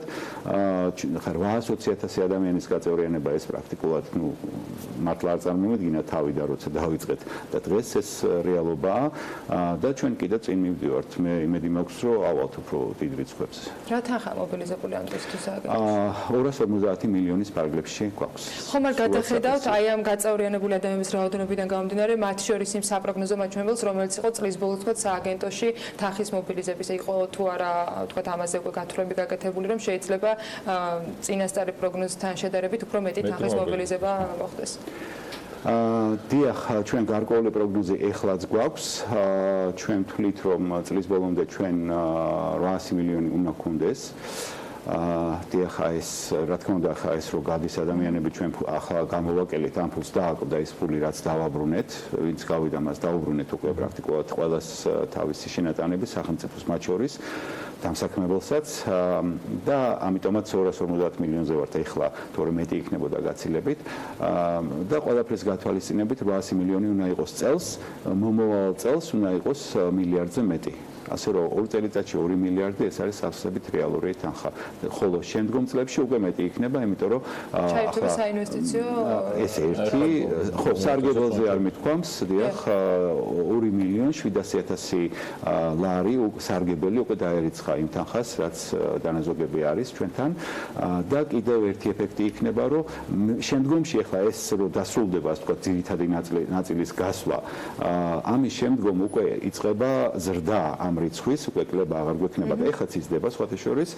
აქედან ემატება უკვე ახალი სამუშაო ძალა, ახალგაზრდები ამთავრებენ სასწავლებლებს, მერე იწყებენ მუშაობას და ისინი ერთვებიან გასვლის უფლების გარეშე და შესაბამისად ეს ვთქვათ რაოდენობა უკვე მომავალ წლებში გაიზრდება და იქნება გაცილებით მეტი. თქვენ სულ პოზიტივზე ისაუბრეთ, ახლა ანუ სააგენტოს მხრიდან მუშაობა ყველაფერი ის რაც გაწერილი იყო ისე მიმდინარეობს. შეგიძლიათ თქვა თუ არა რომ ის რაც პირველი იანვრიდან თქვა თქვენ 2019-ის გეგმაში გქონდათ წარმოდგენილი რომ საპენსიო სააგენტოს მუშაობის დაწყებიდან პირველ წელს უნდა გაკეთებულიყო, მიდის ზუსტად იმ გეგმის მიხედვით, როგორც ეს გათვალისწინებული იყო. ვფიქრობ, გეგმებს გადავაჭარბეთ. უკეთესი შედეგები. დიახ. რაოდენობრივად, ასე ვთქვათ, ხარისხობრივადაც მომსახურების, აი მაგალითად, თუნდაც გასვლის პროცესზე რო გვეგონა რომ რაღაცა რიგები დაგვიდგებოდა და რაღაცა არავითარი რიგები არ არის, პრაქტიკულად ჩვენი მომსახურების სივრცე მუშაობდა მაქსიმუმ 50%-ის დატვირთვით, ასე ვთქვათ, და თვითონ პროცედურა გასვლის გავამარტივეთ მაქსიმალურად. ეს დაახლოებით 1 წუთის თემაა, 1 წუთში მთავრდება ეს პროცედურა და ამიტომ ძალიან სწრაფად ვემსახურებოდით, არავინ უკმაყოფილო არ იყო ამითი. ასევე დანარჩენი 69 ლოკაციაც მუშაობდა ჩვეულებრივად და ანუ რეგიონების მიხედვით თუ გაქვთ აქტიურობის, რეგიონების მიხედვით თუ გაქვთ აქტიურობის მაჩვენებელი, სად უფრო მეტი არის გასვლის მსურველთან პირიქით საპენსიო სააგენტოში, საპენსიო რეფორმაში დარჩენილ მსურველთა რაოდენობა?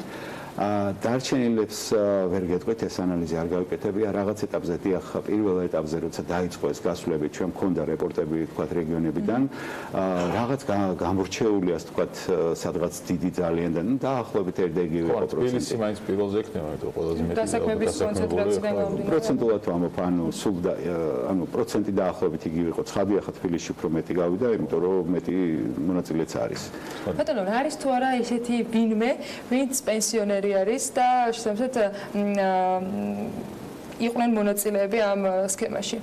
იმიტომ რომ ჯერ ისევ მუშაობენ თქვა და საპენსიო ასე კი არის ასეთები კი სხვათა შორის ეხლა გუშინ მითხრეს უკვე ვინც თქვა ანალიზს აკეთებს ჩვენი საოპერაციო დეპარტამენტიდან რომ მოიმატა რიცხვმა ასე თქვა უფრო ასაკობრივი მაღალი ასაკობრივი კატეგორიიდან ნებაყოფილობით ჩართულობაზე იმიტომ რომ ეთყობა გაიაზრეს ადამიანებმა კარგად რომ ეს მომგებიანია იმიტომ რომ თქვა ეხლა 63 წლის თუ ჩაერთვებით რას კარგავთ ხო 2 წელიწადში თქვენ უფლება გაქვთ რომ მთლიანად გაიტანოთ თქვენი თქვა დანაზოგი ხო მაგრამ რაც დააგროვეთ ანუ თქვენ რაც დაზოგეთ 4 იმდენი გეზოგებათ და 2 წელიწადში 4 მაქვს გაიტანთ და რატოა ცუდი არ მესმის ნუ ამიტომ ეს არ გითხოთ მაგრამ რაოდენობრივად თუ არის ეს რიცხვი დაახლოებით ცნობილია მასაკობრივ ნაწილში აი ჯერ არა თუმცა ამ ანალიზს ვაპირებთ რომ გავაკეთოთ ნუ ეს ბაზებიდან ამოვიღოთ და დავყოთ მეთოდოლოგია უნდა შევიმუშაოთ ასე ზუსტად ვერ გეტყვით მაგრამ იმატებს ეს ნაწილი. ბატონო, აი ინფორმაციის შეიძლება ვიღაცამ არ იცის და ახლა ვახსნათ, როდის რა შემთხვევაში შეგვიძლია გავიტანოთ ერთიანად დანაზოგი თუ ჩავერთვებით სქემაში, რა ასაკის უნდა იყოს ადამიანი ან ქალბატონი ან მამაკაცი. კი ბატონო, ესე იგი არჩევანი ერთიანად გაიტანოს ან პროგრამულად გაიტანოს ექნებათ იმ ადამიანებს, რომლებიც 2018 წლის 6 აგვისტოს, როდესაც კანონი ძალაში შევიდა, ქალბატონები უკვე იყვნენ 55 წლის და მამაკაცები უკვე იყვნენ 60 წლის. ანუ 5 წელზე ნაკლები ვისაც რჩებოდა საპენსიო ასაკამდე და ის ჩაერთვება, დიახ, მათ ეს უფლება გაუჩნდებათ. რჩება თუ არა, უბრალოდ იყო თუ არა შემთხვევები, როდესაც განცხადების დაწერის შემდეგ ადამიანებმა გადაიფიქრეს გასვლა და თქვა ხელმეორე მომართვიანობა იყო, რაიმე ფორმით შეჩერება მოხდა ამ გადაწყვეტილებას. იყო, დიახ, და საკმაო რაოდენობის, ანუ რაღაცა ესეთი ცოტა უცნაური кейსი ფიქსირდებოდა, ანუ დაწერდნენ განცხადებას, მე 15 წუთში უკვე ტრანსპორტიდან რეკავდნენ, რომ თუ შეიძლება გაუქმება ამ ჩემი გასვლის განცხადების და პრინციპში შეიძლება, მე მინდა ვთქვა, იმიტომ რომ თუ ჩვენ თქვათ ვერ მოვასწარით თქვათ იმ ფულის ანგარიშის დახურვა და იმ დღესვე არ ხურავთ, ახლა 2 თვე გვაქვს პრინციპში მაგისტრის და ფული არ დაგვიბრუნებია. ამ პირველ ეტაპზე ძალიან სწრაფად მოხდა დაბრუნება, რაც თქვათ ჩემს გარშემო ინფორმაცია მოკითხული მოხდა. ერთკვირიანი ვადები იყო ძირითადად. ხო, სწრაფად იმდო ბევრი არ იყო და ნუ ახლა ვასწრებდით მაგას. თუმცა ანუ განცხადების გაუქმება ნიშნავს, რომ არ შევეხებით, ასე ვთქვათ, გაგრძელდება ჩვეულებრივად. ეხლა არის რომ გავიდა და მე რა თქმა უნდა აქვს უფლება შემოვიდეს უკან, თუმცა ჩვენ უკვე ფული დაბრუნებული გვაქვს და უკვე თავიდან იწყება დაგროვება. მაგრამ თუ უნდა რომ ის რაც დაგროვებულია დარჩეს და ასე ვთქვათ, არ დავაბრუნოთ და ანუ გავაუქმოთ ეს განცხადება, ესე შესაძლებელია, უბრალოდ უნდა დაგვირეკოს, გაგვაფრთხილოს, ნუ მე განცხადებაც გვინდა ერთი პატარა ძალიან მარტივი და თუმცა პროცედურულად ესეც შესაძლებელი არის. ესეც ეს ნახევარწუთს. როგორ ძალიან საინტერესო მონაცემები შეიძლება საპენსიო სააგენტოს.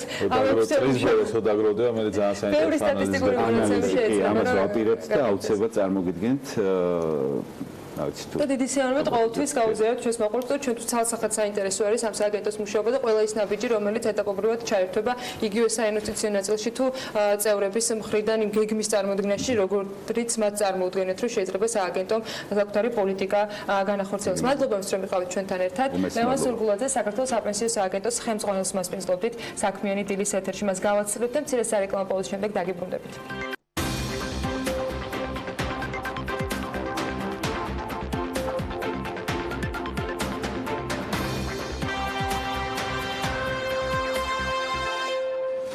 საქართველოს ეროვნული ბანკის შესახებ საქართველოს ორგანულ კანონში შესაძლოა ცვლილებები შევიდეს წარდგენილი საკანონმდებლო პაკეტის მიხედვით, რომელიც პარლამენტის მთავრობის მხრიდან უკვე გადაეგზავნა. ცვლილება მოქმედი კანონმდებლობის ერთდროულად რამდენიმე მუხლს შეეხება.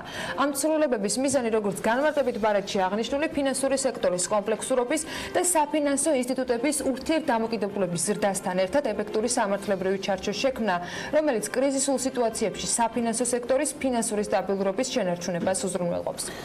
საშუალება იმასთან დაკავშირებით, რომ ეროვნულ ბანკს მიეცეს დამატებით შესაძლებლობა ჩაერიოს კომერციული ბანკების საქმიანობაში, PMCG-ის ეკონომისტმა სოციალური ქსელით საკმაოდ მწვავედ გააკრიტიკა და საფრთხეები დაინახა. მიხეილ კუკავა ფიქრობს, რომ დადგენილი ცვლილებებით, როდესაც რომელიმე რეგულაციასთან მიმართებასთან შეუსაბამობას აღმოაჩენს, რეგულატორი შეუძლია დაიწყოს ადრეული ინტერვენციის ზომების განხორციელება, მაგალითად, მოითხოვოს ცვლილებების შეტანა კომერციული ბანკის ბიზნეს სტრატეგიაში, მფლობელების ან ორგანიზაციულ სტრუქტურაში და ასე შემდეგ, რაც არის ძალიან ფართო დისკრეცია და შეიცავს ეკონომიკური თავისუფლების აქამდე უპრეცედენტო შეზღუდვის რისკებს. მიხეილ კუკავას, რომელსაც სულ რამდენიმე წუთში ვუმასპინძლებთ, სოციალური ქსელითვე ეროვნული ბანკის პრეზიდენტი გამოეხმაურა. კობა გონიტაძემ საკმაოდ ვრცლად განმარტა თემასთან დაკავშირებული მიმართულებები. აღნიშნა ისიც, რომ ფორმატი სრულიად კომპლექსური საკითხის განხილვის შესაძლებლობას არ იძლეოდა, მაგრამ დაწერა რამდენიმე პუნქტი. ის, რაც კობა გონიტაძემ სოციალურ ქსელში განმარტა, ცვლილებებით ეროვნულ ბანკს მიეცემა და უნდა ჰქონდეს შესაძლებლობა, რომ ბანკებში პრობლემის არსებობის შემთხვევაში დროული რეაგირების ბერკეტი ჰქონდეს. რეაგირების უშუალო დასრულების შემთხვევაში კი რეზოლუციის ჩარჩო გულისხმობს რეგულატორის მიერ ბანკის იმგვარად რესტრუქტურიზაციას, რომ ბანკის კრიტიკული ფუნქციებისა და ფინანსური სტაბილურობის შენარჩუნება სახელმწიფო ბიუჯეტის მინიმალური დანახარჯებით მოხდეს. კობა გონიტაძე წერს, რომ ცვლილება მოთხოვნილია და ითვალისწინებს მათ შორის საბანკო ზედამხედველობის ბაზელის კომიტეტის საბანკო ზედამხედველობის ძირითადი პრინციპების ნაწილსაც, რაც ზედამხედველობის სახელმძღვანელოდ არის აღიარებული და სწორედ მასთან შესაბამისობას აფასებს საერთაშორისო სავალუტო ფონდი და მსოფლიო ბანკი კონკრეტული ქვეყნის საფინანსო სექტორის შეფასების ერთობლივი პროგრამის ფარგლებში. ეროვნული ბანკის პრეზიდენტმა ძალაუფლების ბოროტად გამოყენების შესაძლებლობასთან დაკავშირებითაც გააკეთა განმარტება, რომ როგორც საზედამხედველო, ისე ადრეული ინტერვენციის ზომებით წინასწარ მკაფიოდ განსაზღვრული საფუძვლების და წინაპირობების დადგომის შემთხვევაში შეიძლება მხოლოდ გამოყენებული იყოს.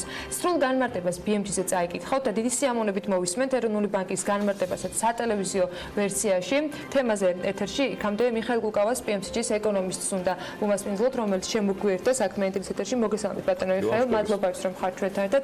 საკმაოდ ვრცელი წერილი დაწერეთ იმ საკანონმდებლო პაკეტთან დაკავშირებით, რომელიც პარლამენტში უკვე წარდგენილია. თქვენ რა რისკები დაინახეთ და იმ განმარტების შემდეგ, რაც კობაგოენტაძე მასეო დეტალურად და პუნქტობრივად გააკეთა, რჩებით თუ არა იმ პოზიციაზე, რომ შესაძლოა ეროვნულ ბანკს ცუდი ხელმძღვანელის პირობებში ჰქონდეს ბერკეტი, რომელიც საფინანსო სექტორისათვის შეიძლება კატასტროფული იყოს.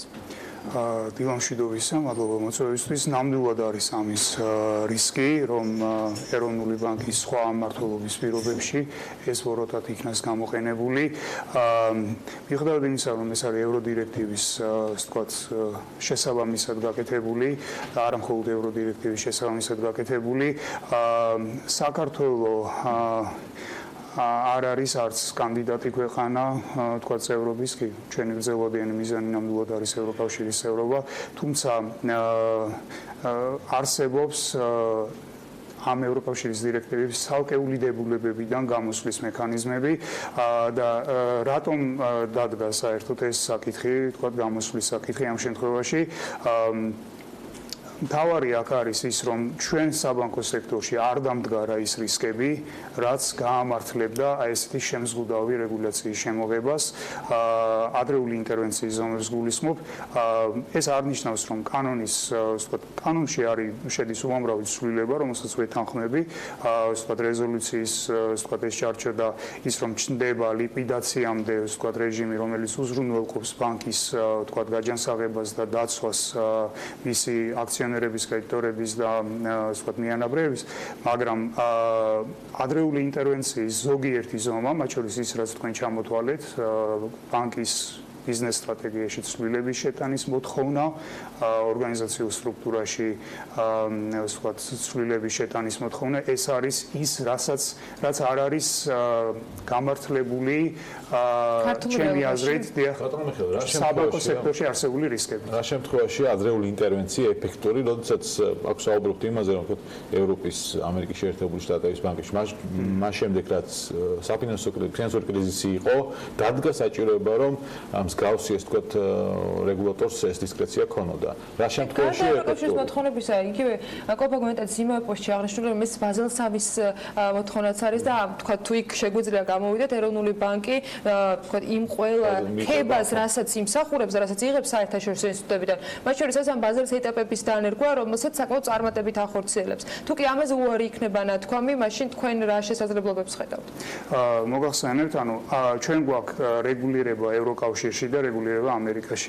აი ეს დოდ-ფრენკის აქტი, რასაც ახსენებს ეროვნული ბანკის პრეზიდენტი, ეს ამ აქტში უკვე მე-9 წელია შედის ცვლილებები და ცვლილებები შედის დერეგულირების მიმართულებით, სადავების მოშვების მიმართულებით, იმიტომ რომ ეხლა სარგებელიც ხონდა, რა თქმა უნდა, დოდ-ფრენკის აქტს, მაგრამ და ამაზე არ არის კონსენსუსი, სარგებელი მეტი ხონდა თუ ხარჯი მეტი ხონდა, მაგრამ ხა მასთან შესაბამისობა მოითხოვა 73 მილიონი საათი საქმის წარმოების, 36 მილიარდი დოლარი ხარჯები 2010-2016 წლებში და ასევე ძალიან მნიშვნელოვანია, რომ ამერიკული ბანკების მე-13 აი ამ შესაბამისობის უზრუნველყოფით შეიძლება გასულიყო ზარალზე, რომ არ მოშვებულიყო ეს სადავეები, რომელიც პერიოდულად სულ ხდებოდა და ბოლო აღიარა ფედმა, რომ 2018 წლის იანვარში, რომ შეუძლებელია თუნდაც ესეთი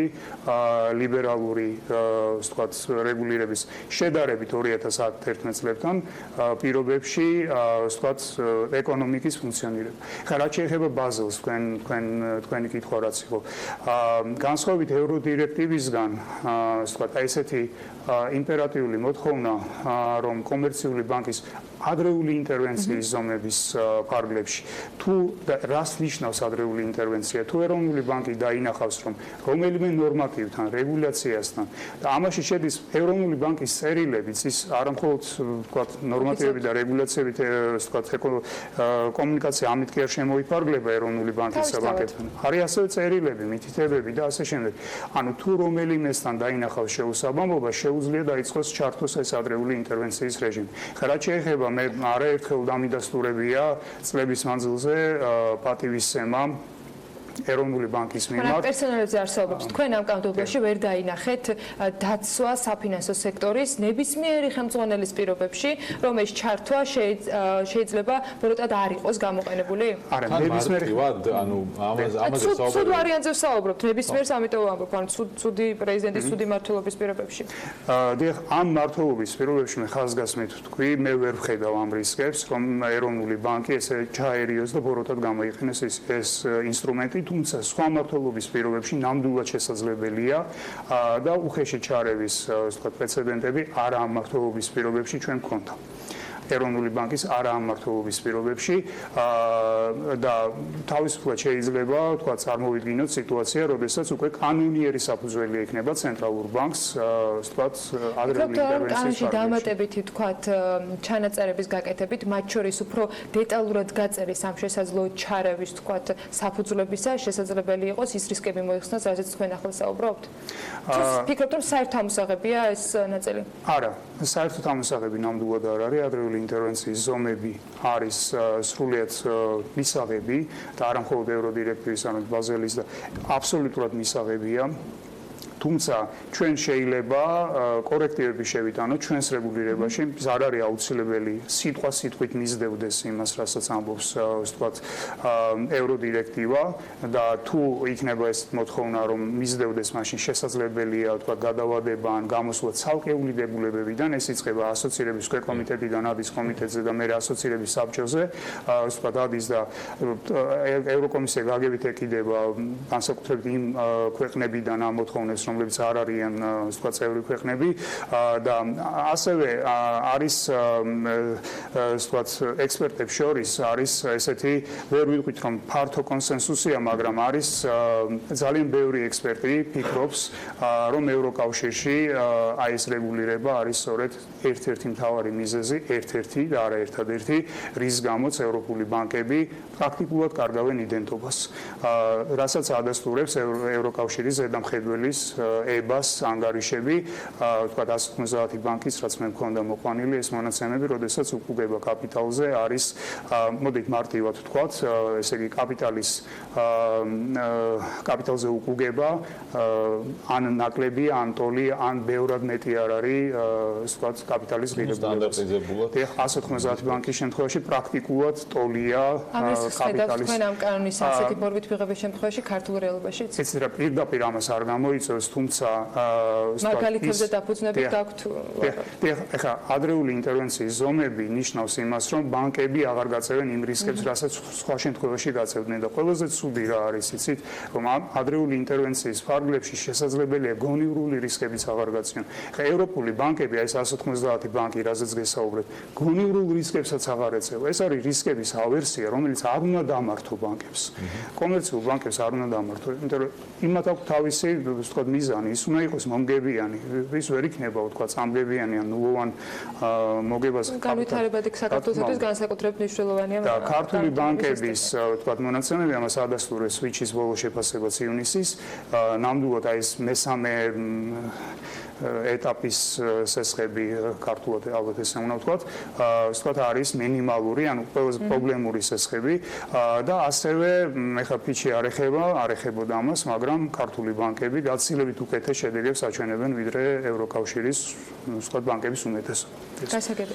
მადლობა, დილა, როგორც ვახსენე წარდგენაში ამ თემაზე ეროვნული ბანკისგან უფრო ვრცელ განმარტებას დიდი სიამოვნებით მოვისმენთ, მათ შორის თვლიანი საკანონმდებლო ცვლილებებთან დაკავშირებით, რომელიც პარლამენტში არის წარდგენილი. ახლა კი მას ვიწოდით მიხაილ გუკავას PMCG-ის ეკონომის საქმიანობის ეთერში. მოდით გადავხედოთ გრძელვადიან ამეთის პროგნოზს და სარეკლამო პაუზის შემდეგ უკვე რიკა ქარდავას და ევა ბოჭორიშვილს უმასპინძლებთ.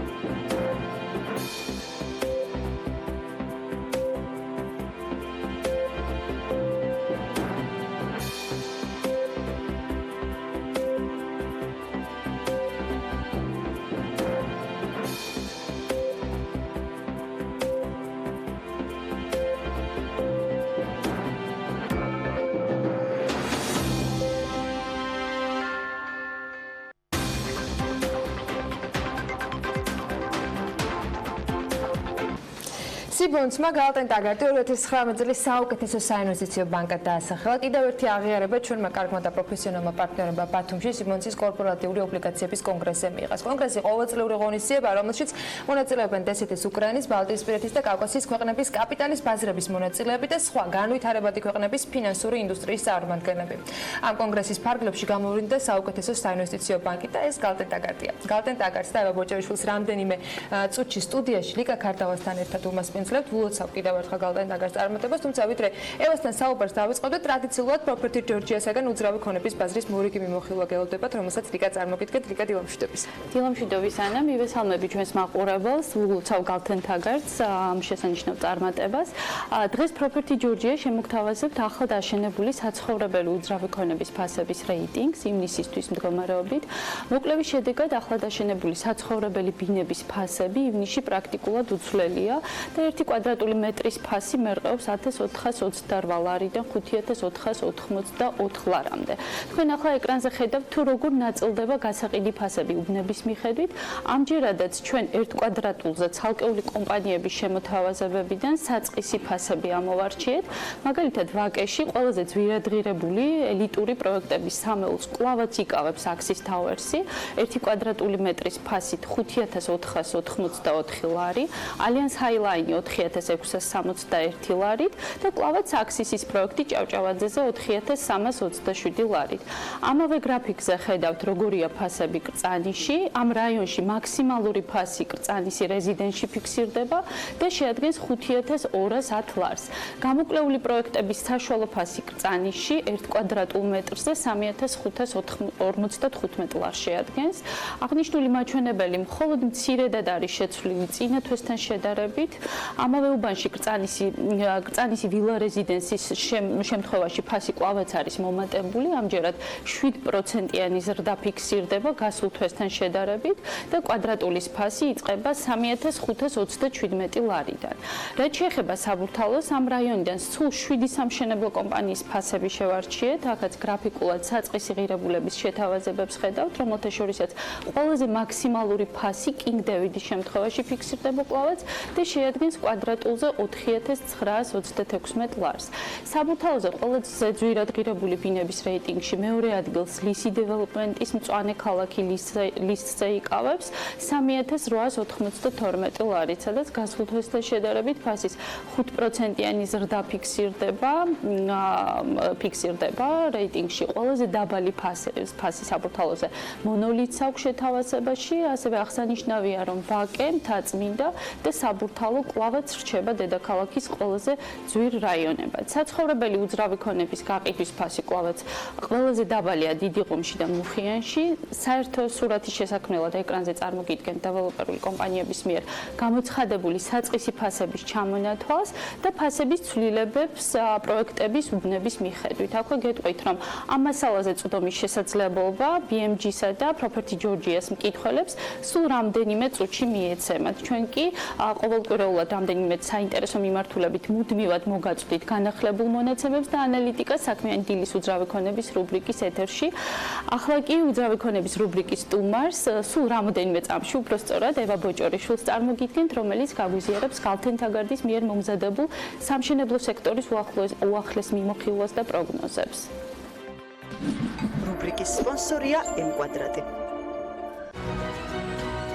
რუბრიკის სპონსორია დირსი, მასშტაბური საცხოვრებელი კომპლექსი თბილისში. ევა, ძალიან დიდი მადლობა, რომ სტუმრობთ უძრავი ქონების რუბრიკას და ისაუბრებთ უახლეს კვლევაზე, რომელიც სამშენებლო სექტორს ეხება. როგორც კვლევაშია მოცემული 2018 წლის მდგომარეობით სამშენებლო სექტორის წილი მთლიან შიდა პროდუქტში 9.3%-ია, გასული წლის მაჩვენებელთან შედარებით მცირედად შემცირებულია. აქვე დავძენ, რომ თქვენივე პროგნოზია უახლესი, ვთქვათ, საშუალო ვადის პერიოდში 6-8%-იანი ზრდა ამავე სექტორის და დაახლოებით 20 მილიარდი ლარის მოცულობის ინვესტიცია სამშენებლო სექტორში. საინტერესოა რას ეფუძნება თქვენი ეს პროგნოზი და რომელი ქვესექტორების ასე ვთქვათ უძრავქონების და მშენებლობის ქვესექტორების მიმართულებით უნდა ველოდოთ ამ ინვესტიციებს. მოგესალმებით ლინკა, მადლობა მოწვევისთვის. ანუ შესაძლოა მინდა გავაკეთო, რომ ჩვენ ეს 18 ივნისს ამ ჩვენი კვლევის შედეგები წარვადგინეთ საქართველოს ბანკის და ინფრასტრუქტურის მშენებელთა ასოციაციის ეგიდით გამართულ კონფერენციაზე, სადაც ესწრებოდნენ დარგის წარმომადგენლები და აგრეთვე ინფრასტრუქტურის სამინისტროს წარმომადგენლები. ანუ ზოგადად სამშენებლო სექტორს რო შევხედოთ, საკმაოდ მსხვილი სექტორია ჩვენი ეკონომიკის, ანუ როგორც ახსენეთ 9.3%-ია და ზოგადად აი სხვა ქვეყნებსაც რო შევედაროთ ამ კუთხით, ეს რეგიონის ქვეყნები აზერბაიჯანი, სომხეთი, რუსეთი, აღმოსავლეთ ევროპა, მხოლოდ აზერბაიჯანი გვიიცრებს, სადაც მშენებლობის სექტორი 10% უკავია, დანარჩენ ქვეყნებში ეს წილი 2-დან 6%-მდე მერყეობს. ანუ მშენებლობა ჩვენი ეკონომიკის ერთ-ერთი მსხვილი დამსაქმებელია, მთელი ბიზნეს სექტორის დასაქმების 11% მოდის ამ დარგზე და რა თქმა უნდა ძალიან მნიშვნელოვანი დარგია და ბოლო პერიოდში შარშან მეორე კვარტალიდან ხდება მშენებლობის დარგის კლება, ჯამურად 3%-ით დაეცა შარშან დარგი და წელსაც ანუ პირველ კვარტალს მონაცემები რაც გვაქვს დაახლოებით 10%-მდეა ვარდნა. თუ შეგვიძლია მიზეზებზეც ვისაუბროთ, ანუ ეს კლება რამ განაპირობა? კი ბატონო, ანუ ჩვენი შეფასებით, ანუ რო შევხედოთ თვითონ ბიზნეს სექტორს, მშენებლობის ბიზნეს სექტორს, ჯამურად შარშან ბრუნვა იყო 7.2 მილიარდი ლარი, ანუ რეალური კლებისგან განსხვავებით აქს დაგვაქვს 3%-იანი და ანუ ქვესექტორებს რო შევხედოთ, ყველაზე დიდი ნაწილი ნახევარი მოდის საცხოვრებელი და კომერციული უძრავი ქონების მშენებლობაზე და შემდეგ არის მშენებლობის სხვა სახეობები, როგორც არის გზების, საინჟინრო ნაგებობის მშენებლობა და ასე შემდეგ. დიახ. შარშანდელ წელთან მიმართებაში უნდა გამოვყო, რომ შარშან ეს ყველაზე მსხვილი ნაწილი ნახევარი, რაც არის საცხოვრებელი და კომერციული ფართობის მშენებლობა არ შემცირებულა და 19%-იანიც დაიყო.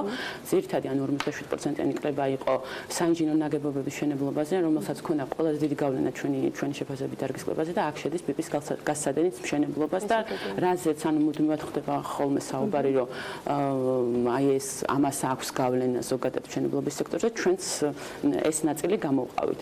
ხა თვითონ ანუ შენ რაც ახსენე, ანუ რა მოლოდინები გვაქვს მშენებლობის სექტორთან დაკავშირებით, აქ ჩვენ მხედველობაში ვიღებთ ყველა იმ პროექტებს, რაც დაგეგმილია ამ ეტაპზე და ვიცით, რომ განხორციელდება მომავალი 2-3 წლის განმავლობაში. ყველაზე დიდი წილი რომელ პროექტებზე მოდის და რა ტიპის პროექტებზე? აქ უნდა გამოვყოთ როგორც სახელმწიფო სექტორი, რომელიც ანუ მშენებლობის სექტორში ანუ მსხვილი მოთამაშეა და მსხვილი დამკვეთია.